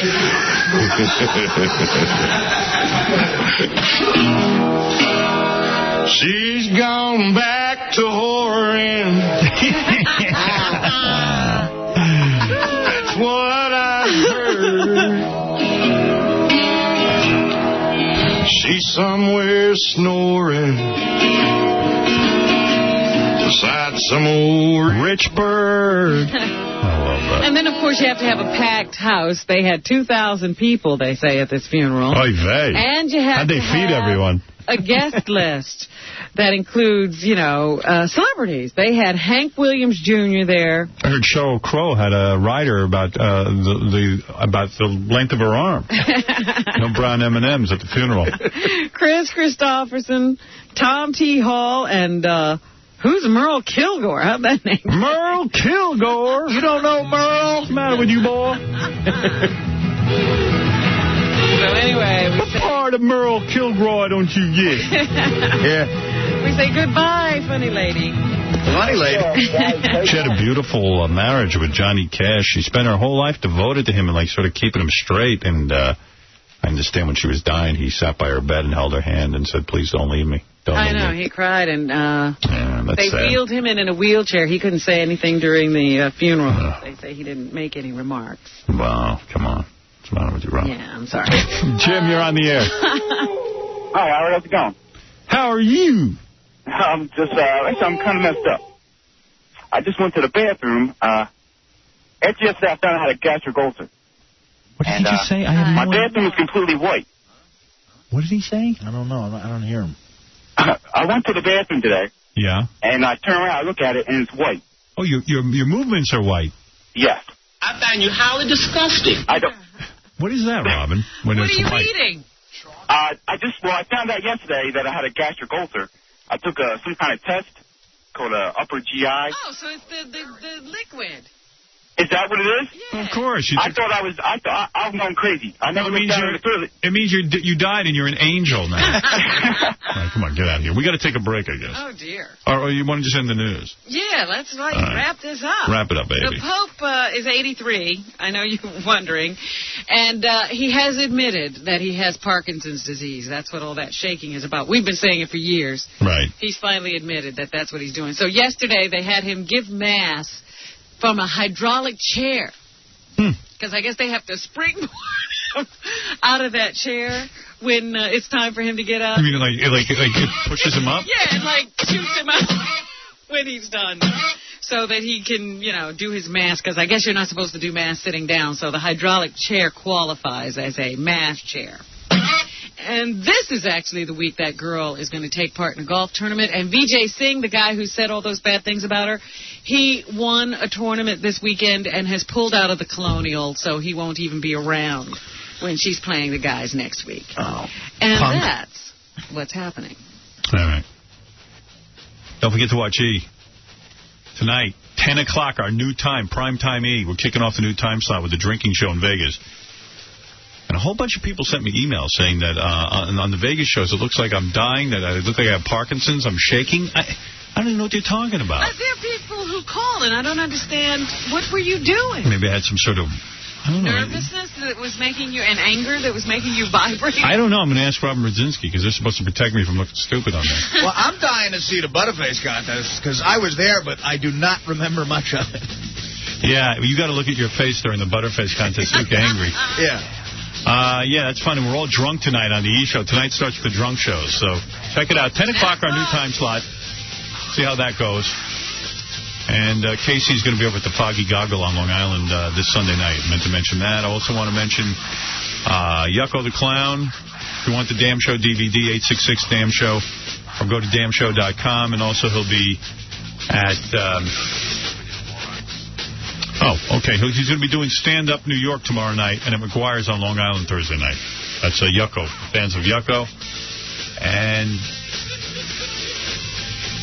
the psychic guy. I'll give him a plug. Who cares? $150 book.